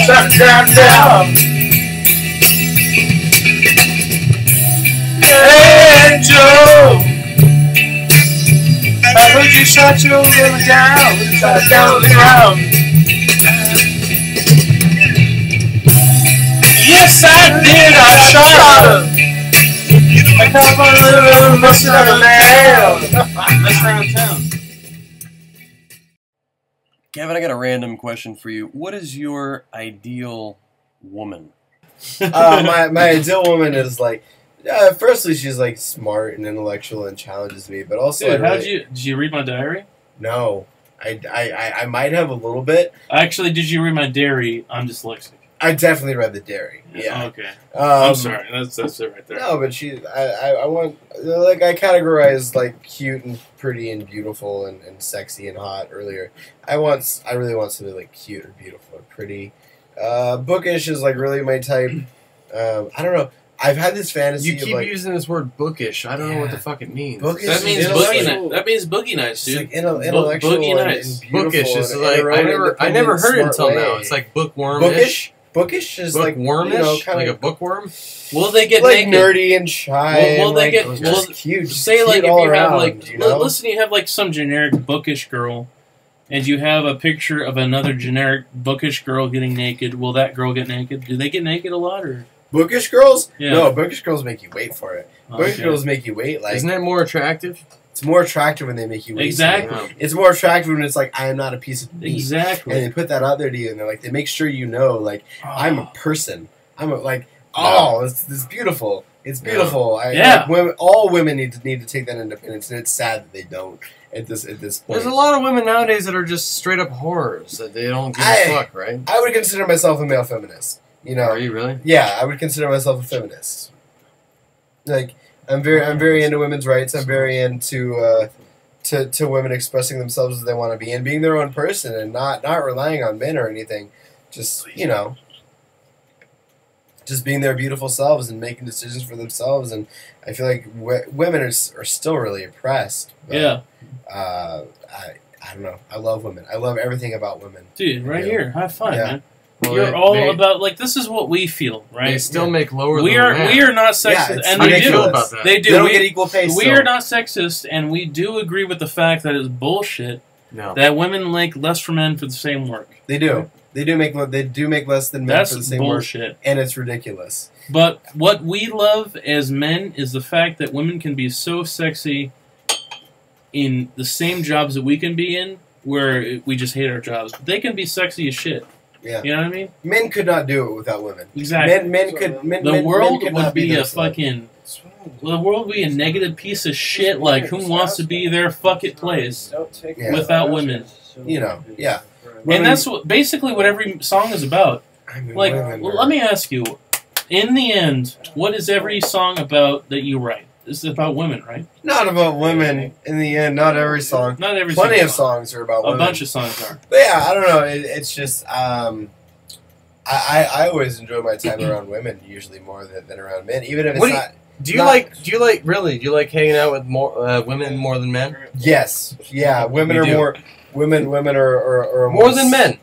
So you Yeah. so you would rather hang out with a group of women more than us? Not a group of women. It doesn't- If I'm talking about because a group of women, I start to feel outcast. So I you start hate to feel like I don't us. belong. So in other words, you hate us, and you'd rather hang out with women. Yeah, I would rather be with a chick right now. Say, Not even in a sexual manner. I'd rather just be in hanging any out with a given girl. situation. Yeah, I in love any, women. In any given situation, you'd rather be with a woman because why? Because why to you? Even if they won't give you They're the pussy. they're sensitive, and they're sweet. They can And understand they're- your music better than we can. Most likely, a woman can understand my music better than a man can, and they got care nice so tits, much about everything. Right? They're such And they passionate. got awesome pussies and nice Sure, man. But tits. See, can I say something?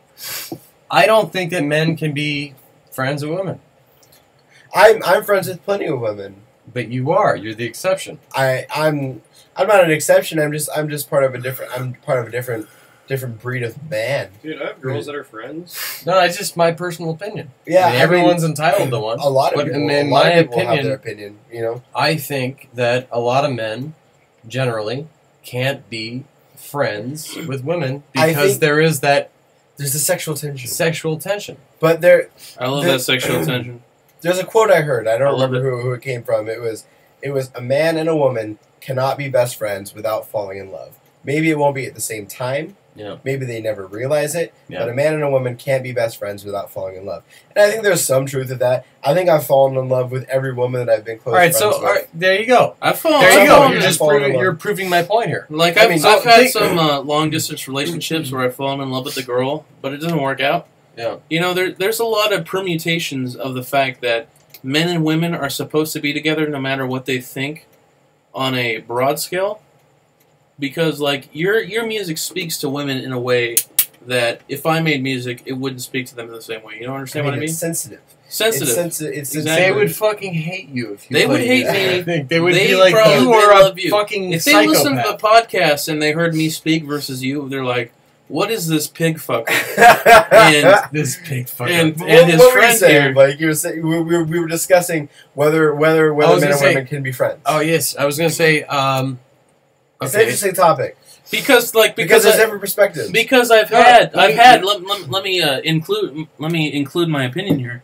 I've had long distance relationships that have fallen apart based simply on the fact that communication breaks down on a long scale like that. Right? Maybe. Like Andrew, you know, right? But have you had Andrew? Have you had a relationship that breaks down based simply on communication on long distances that can't be rectified through simple No one can have guitar? That can't be rectified through simple guitar like that. relationship. You know what I mean? Like your relationship is special just because there is no saving it beyond what you can say. Yeah. You know what I mean? Uh-huh. That's what I'm saying. I've had that relationship before, and I don't have the skills of Kevin here and his son Mike that doesn't exist Well, yet. let me continue here. Yeah, go ahead, because you had interesting. Because every time I've heard that men and women can't be friends, I've always considered it as just a misogynistic standpoint. I've never really listened to. Go ahead. No, I'm not. I don't give a fuck what anybody thinks about me. Yeah. So call me a misogynistic. I never had a Well, it just misogynistic sounds view. ignorant to make claims like as an absolute. Like, Go no, ahead. listen, Fine. I'm just saying, Fine, I don't never care. No, never go ahead. had a misogynistic view about it. I'm not saying that. No, I know you have. I'm not saying I don't like do. women, and I'm not saying women shouldn't like me, but No. obviously Blake has more experience with this subject. Go than I ahead do. though, Blake. No, What that's was fine. your This opinion is on That's it? fine. I don't subject. care. Most people, fine. Call me misogynistic. Call me, There's so many people on this planet. To Like, lump everyone in call one me, category. call me It doesn't sexist. work. I just don't think that. Hey, don't expect a massage from Blake because he says he's misogynistic, okay?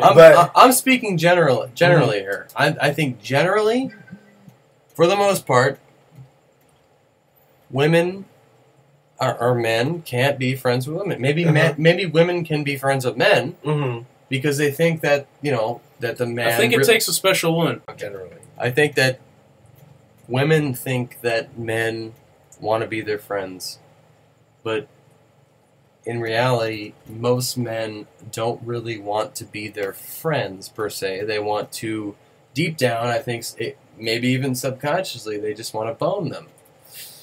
And I know you're going to think that I'm a fucking misogynistic pig here. I think that's very valid. I think it's very accurate. I think majority of the men, and despite whatever you guys think, I really think this is true. I think majority of the men, I'm talking majority, not every man. Yeah. Not every man, because there's some real genuine sensitive guys out there. Imagine some, but majority of the guys want to bang every woman they see. Just imagine. Men are pretty awful. Imagine a super fine. Call it awful. Call it whatever you want. It's just natural. Imagine a super fine woman making you pancakes and scrambled eggs. What's your reaction? Is your reaction, okay, I'm going to go to church now, or I have to do the laundry, or what's your reaction? My reaction is, I want that pussy. I'm pretty hungry right now. I'm going to eat the sausage and the eggs that she's making me, and then I'm going to eat her pussy out too. For dessert, maybe. Right? It's For like, dessert. am I wrong here? Is that Is that radical? Is that brunch for other people or not? I mean, I just have a different opinion, and I can't see. You're one of the guys that we aren't grouping together here. Yeah, see, me personally, I can't be friends with women because I always think that, hey, no matter how ugly they are, no matter how fat they are, no matter how unattractive I think they are, I still imagine them naked in my bed, and I don't give a fuck about what anybody says about me. I'm a guy, I have a penis, and that's what happens. Yeah. Same here. I mean, I'm not every single time. I love women. I love women. I support. We could. I think that they should be equal to us, and they should make the same pay. But at the same time, I just can't be friends with them. We could have an interview with a group of women that are a band from 50 years ago, where like the oldest member is like 60 years, 70 years even maybe. Older than we, well, not older than we are, but they're 60 and we're 20, right? They're like 40 years older than we are, and I'd still be willing to bang the shit out of them, no matter how old they are. You know what I mean? I think, yeah. And that's just the kind of people we are, where our music, our creative craft, it's a part of who we are, even though we're pigs. It's hard to explain, you know what I mean? I guess that's considered a pig. I guess in our society, and, I mean, in our society, people say, think that's a pig. We say piggish, but it's not really pigs. I'll make my stand against men now. Men are fragile and they're egotistical, and definitely they feel like they have an instinctual feeling to feel like they run things. Exactly. And that's all natural. If a man... How can you blame us? If a man comes to your band meeting or whatever, say you've got a meeting of the minds for your band, and some alpha male comes up and says, okay, this is what we got to do. But they're actually a pussy. They don't really know what to do. And you can overpower them based on, no, we're not going to do that. I formed this band, and this is what we're going to do. And I have a better idea to run this band than you do. You know, you can overpower them with that. Yeah. It really takes a confident mind and a good idea to overcome any kind of scrutiny that your band will face, no matter what kind of... No matter what kind of music you want to emulate. You know? There's always an ego. There's always an ego aspect when it comes to this. And that's something that's the reason that I enjoy being around women is that the ego aspect can if it's not gone, it's invisible. You know, you can hang out with a woman and it's just you and them, and it's cool. You know, I feel like no matter how much you're with men, even with my very best friend who I hang out with all the time, there's an ego aspect. One has to be above the other, and really? they're just ridiculous in that way. It's exhausting for me to be around men all the time.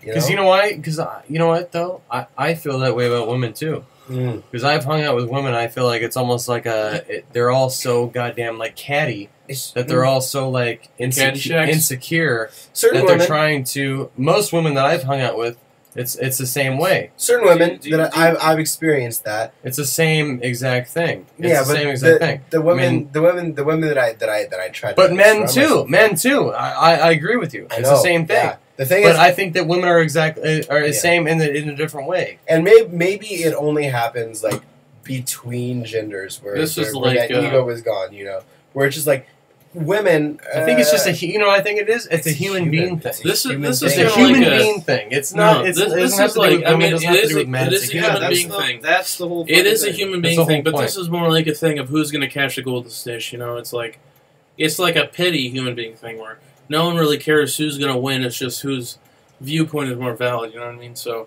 I think it's a human thing. We want to be on top of each other. Exactly. Like everything we say has to be the correct thing, no matter how much information or viewpoint the other side has provided. You know what I mean? Yeah.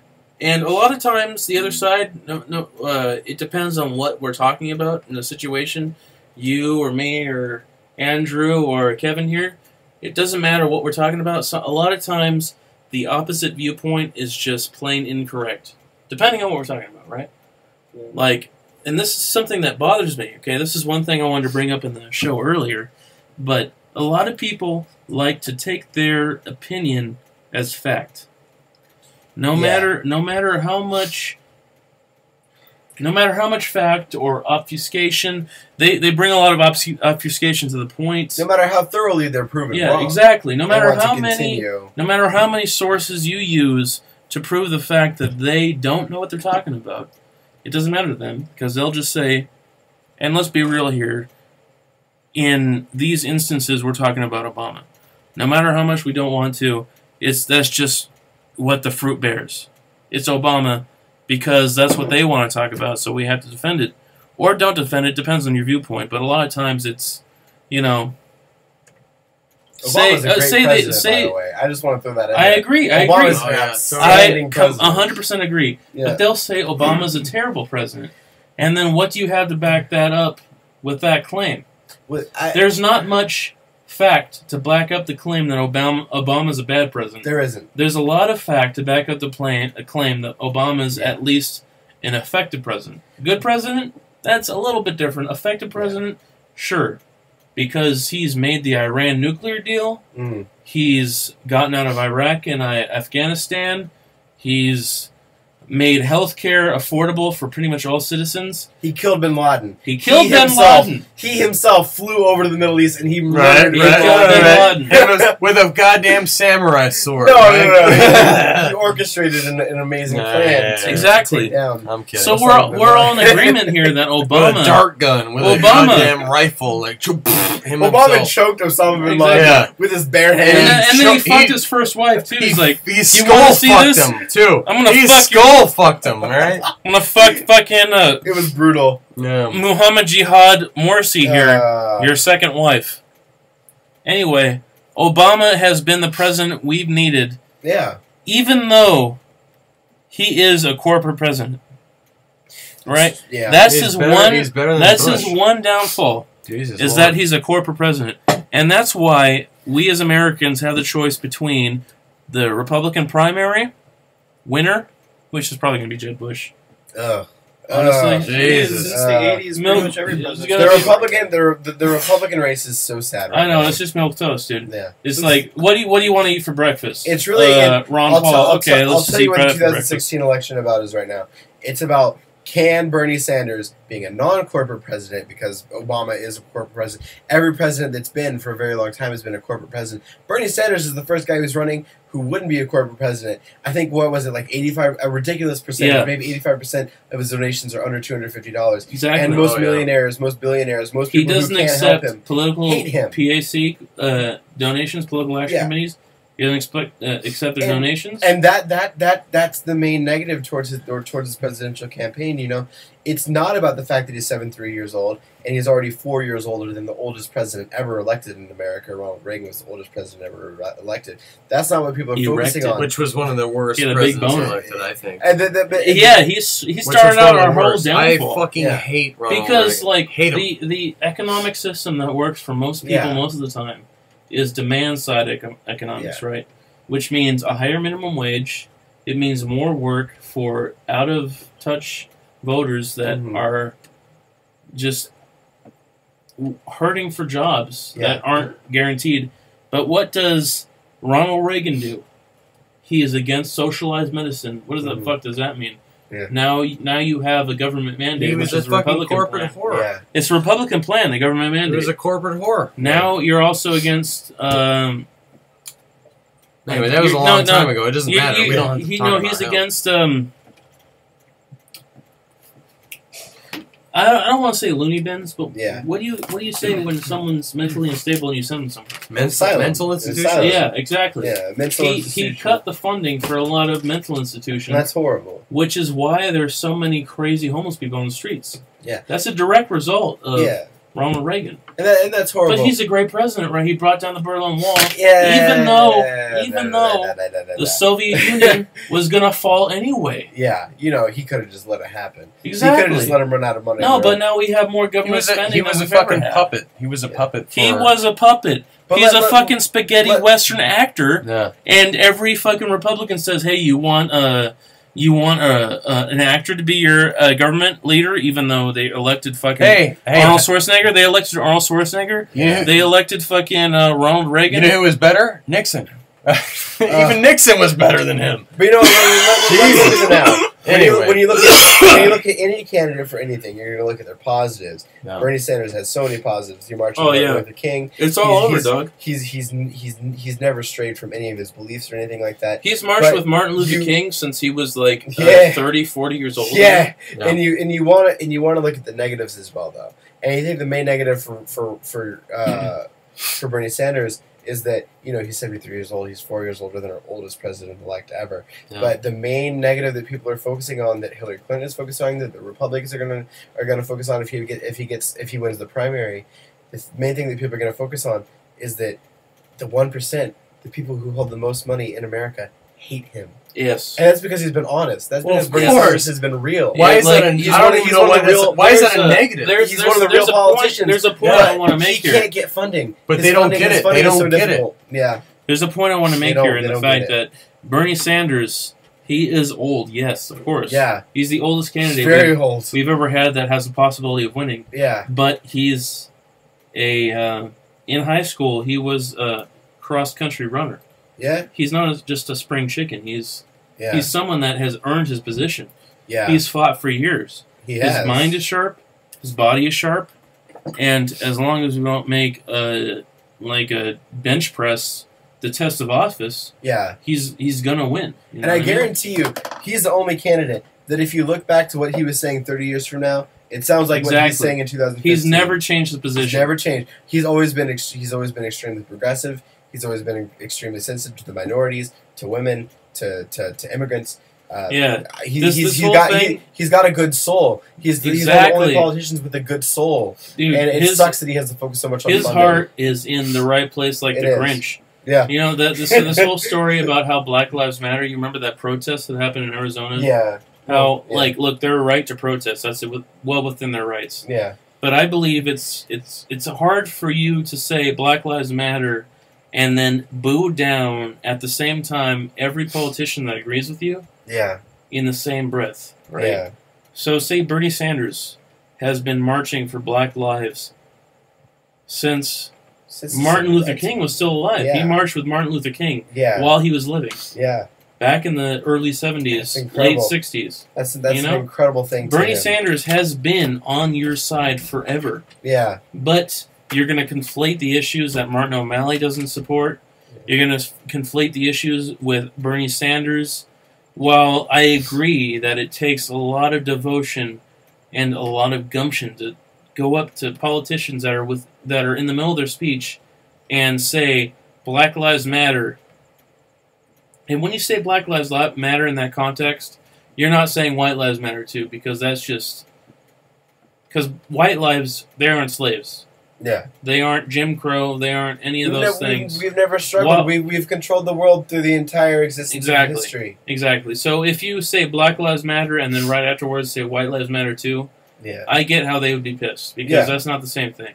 But Obviously, white but- lives matter. but That's all when- that's ever mattered exactly. through history. when Bernie Sanders It's- goes up there and he says Black Lives Matter, and then you and your entire protesting arm boos him off stage almost, and he's going to say, "Well, if you guys don't want me here, look, I agree completely." This is what Bernie Sanders said, in a certain sense of the word.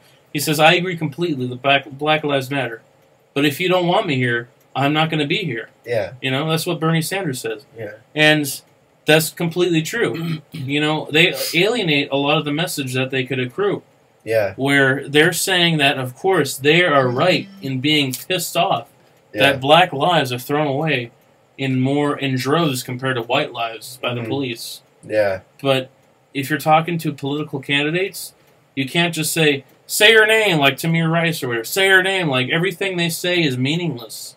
Unless it's like Black Lives Matter and the police are fucked up, and Yeah. you know what I mean. You know, it's hard to parse that out. But a lot of the times, I think those black protesters in that movement are alienating themselves in a way that they don't realize and they don't want, and I don't want for them to alienate themselves in that way either. But I mean, look at it this way. I mean, let's just get to Bernie Sanders being president, whether it can happen, whether it can't happen. If we're looking for the person whose heart is in the right place, if we're looking for someone who generally cares for the American public, No. we're handing it to Bernie Sanders. We're handing it to him on a silver platter, but it's not about that. It's about the politics. It's about the money. It's about who hates you. It's about who likes you. It's not about who is the best candidate for America. It's about who is the best candidate for the corporate companies that are funding the Democrat Party and the Republican Party. And a lot of the time, it's almost about who's Christian too. It's about who's Christian, a lot especially in the Republican. Who's religious. That's something that Barack Obama struggled with. Who's religious? Like a lot of people, he never announced his religion. In this country, especially, they'll just vote for whoever claims to be Christian. Yeah, which is like it's so bizarre. It's and like that's like, hey, I'm all for killing all Asian people and like sodomizing all black people. Killing all Asian people. But guess what? I'm Christian. I'm a good Christian. And nobody will give a fuck. They'll all just say, okay, I'm Christian too. Yeah, I'll vote for him. And sodomizing all black people, sure, fine. Killing all Asians, sure, great. Let's think about the religious struggle that Barack Obama has been through. He never said he was Christian. He never said he was atheist. He never said he was Muslim. He never said he was anything. He said everyone made that assumption. Everyone just ran to Muslim. Very imaginative. What was his pastor's name?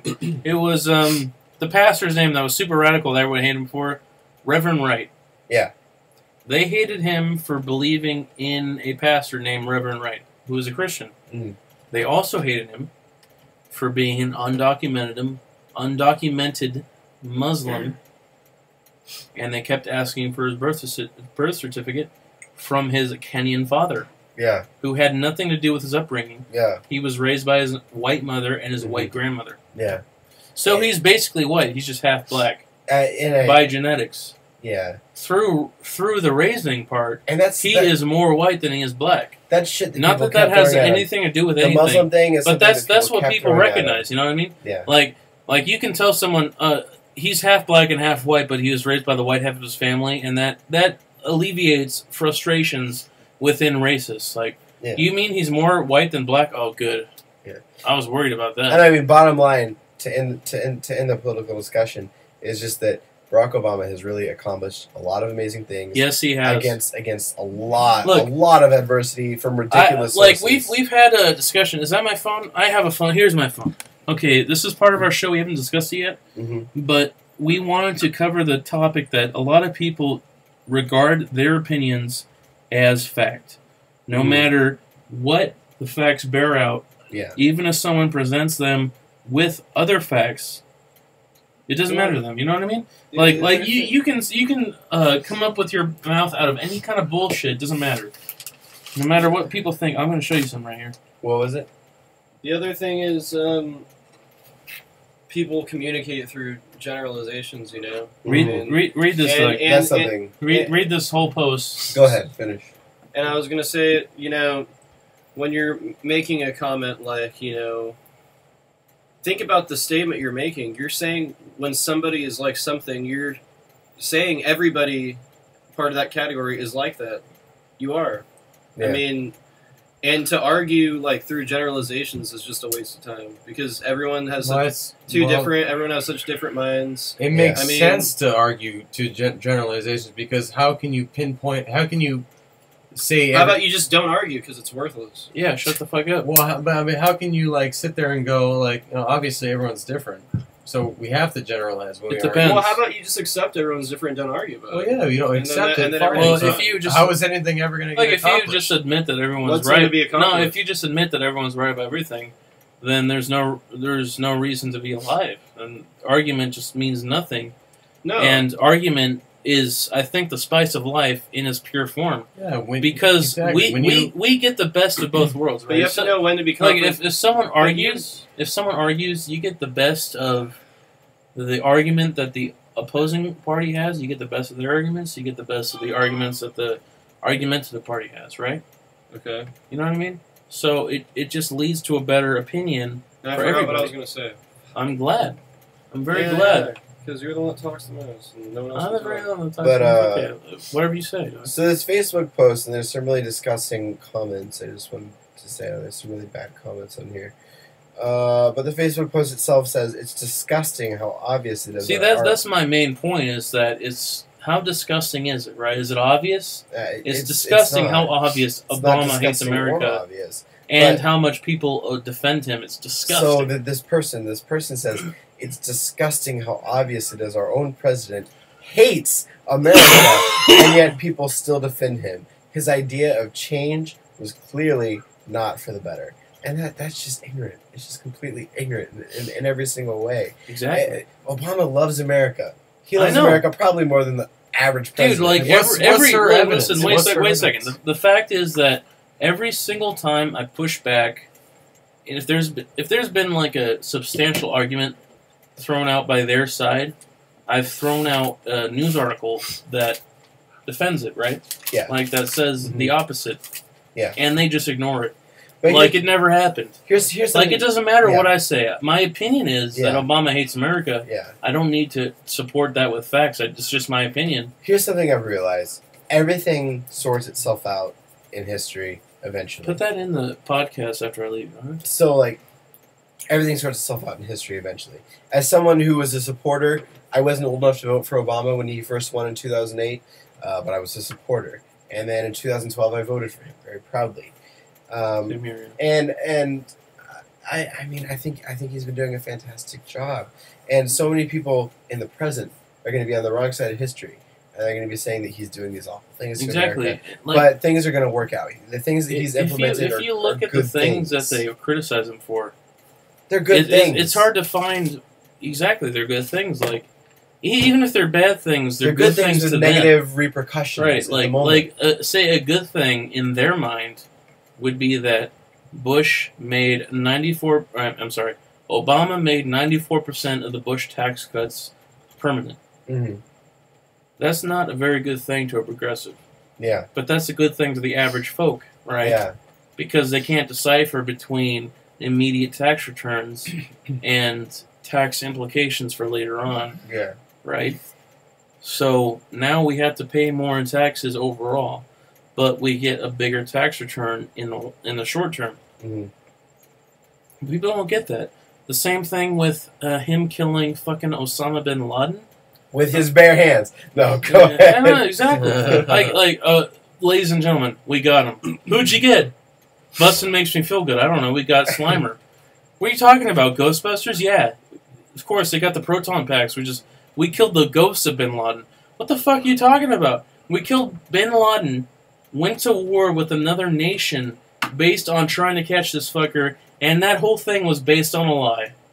The whole Middle Eastern War was based on oil in the beginning. Exactly. You're 100% right. Exactly. But even if it's based on oil, the fact is that we got Osama bin Laden himself. Who did some horrible things. Yes. And now everyone who said, oh, he's a monster, we need more defense spending. We caught the guy, and they're like, okay, now we need more defense spending. Like, when does it end? Like, we spent millions on an American empire. Yeah. We spend more money on defense than the next 14 countries combined. That's over half of our discretionary spending is spent on home defense. Even though we could spend that money on infrastructure and education and have the strongest economy in the world. Yeah. No one cares, though. Can we just go back and relive 2012? Yes. When Mitt Romney called out Obama for like, oh, we have so many fewer warships than we had. And he was like, well, we also have fewer horses. Oh my god, dude! It's like this Mormon's like, I've only got one set of golden plates, man. How do you expect me to keep up with L. Ron Hubbard? It's like, what are you talking about? Shut the fuck up! I don't care what your fucking golden plates say about the world because they're bullshit. Did you guys watch the L. Ron Hubbard documentary? The Scientology documentary that came out on HBO. No, it's scary. That's all I'm going to say. It's really scary. Really? L. Ron Hubbard is a crazy, crazy individual. The one thing they have going for them is the fact that everyone in Hollywood is so vulnerable, and they are basically the main Hollywood firm. Like, if you want to get business, you go to Scientologists. They tell people, give us all of your physical possessions and your dedication for life, and we'll make anything possible, and they will. However, there were a lot of people... That's the same thing that happened to John Travolta. Yeah, there were a lot of people in that documentary who were saying that, you gave them everything, but when you want out, they won't give you anything back. you have to cut your ties and you have to run away with nothing. Yeah, and they'll really cut your whole family. They'll keep your family in the church and excommunicate you. So they'll tell your family never talk to them again. They'll tell your friends never talk to them again. They'll tell your whole community, look, this person might have brought you all here. They might have brought you to this church, but because they're leaving now, do not talk to them. It's insane, man. The whole thing is insane with Scientology. Ridiculous. This is it's the most dangerous religion. Honestly, Scientology is the most dangerous religion. I'm a Scientologist. Even though Islam breeds a lot of radicals, just because there's no answer to it in the Western world and the Eastern world. Yeah. But Scientology has an answer, and it tries to convince you that the answer is power. Exist? The answer is our power, and as long as you disagree, we're going to fuck you up and exclude you and your family. Aliens probably exist. Well, they exist, of course. Aliens probably exist. Aliens have to exist. More than likely, aliens exist. Yeah, but I think this has been a good episode. Yeah. Kevin? Yeah. I enjoy you being here. Thank you. And I wish you were actually a regular part of the broadcast. Why don't you play us out? Broadcast. Play us out. Play us out with a good song. Alright, what am I going to play here?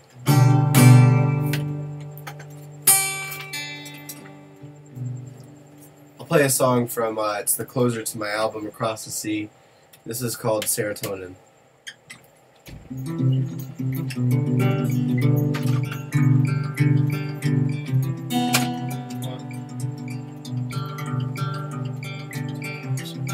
I guess I'll go to sleep and wake up with your hair free from my throttling lights, throttling lights, running a blast with serotonin.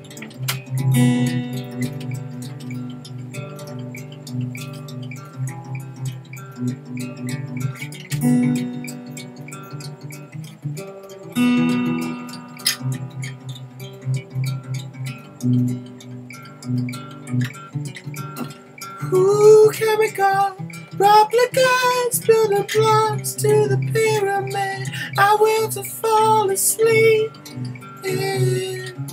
Ooh, chemical replicas, building blocks to the pyramid. I will to fall asleep in. Ooh, love is nothing more than a constant high on sweet daydreams. Ooh, love is nothing more than allowing for your soul to take another in its quarters. Ooh, love is nothing more than beating on big black drums that numb the roaring lions to sleep.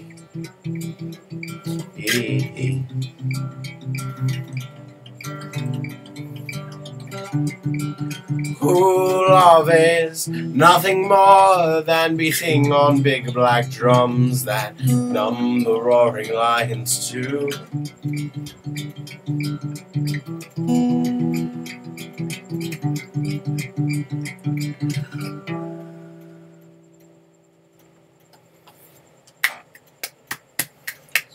That was good stuff, man. Thank you. Honestly, you are talented.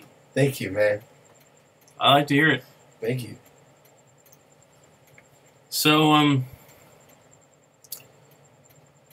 how many songs do you have that you want to be recognized as your top songs? I want to be recognized as my top songs, or just the best things you've created so far. I mean, because like everyone has that album where this is my great works, you know. Yeah. And you have a couple albums now. Yeah, that's spread out your influence so much that there isn't one that stands out particularly. But in your mind, what do you want to everyone to see? This is this guy's talent, and we're here to stay. I mean, I as far as a song or as far as an album, or an album concept goes, you know, because you have a concept albums.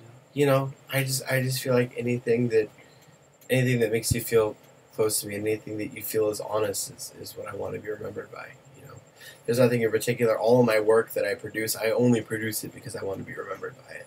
So that's true. You know. So, your greatest influence that you haven't, is there an influence you've told us so far that you haven't mentioned so far? Like I've mentioned Bob Dylan and Radiohead and Jimi Hendrix and even George Carlin, which has nothing to do with the music, but with the lyrics, it has a lot to do with it. Yeah. Is there an influence we haven't mentioned yet that is a big part of who you are and what you want your sound to become?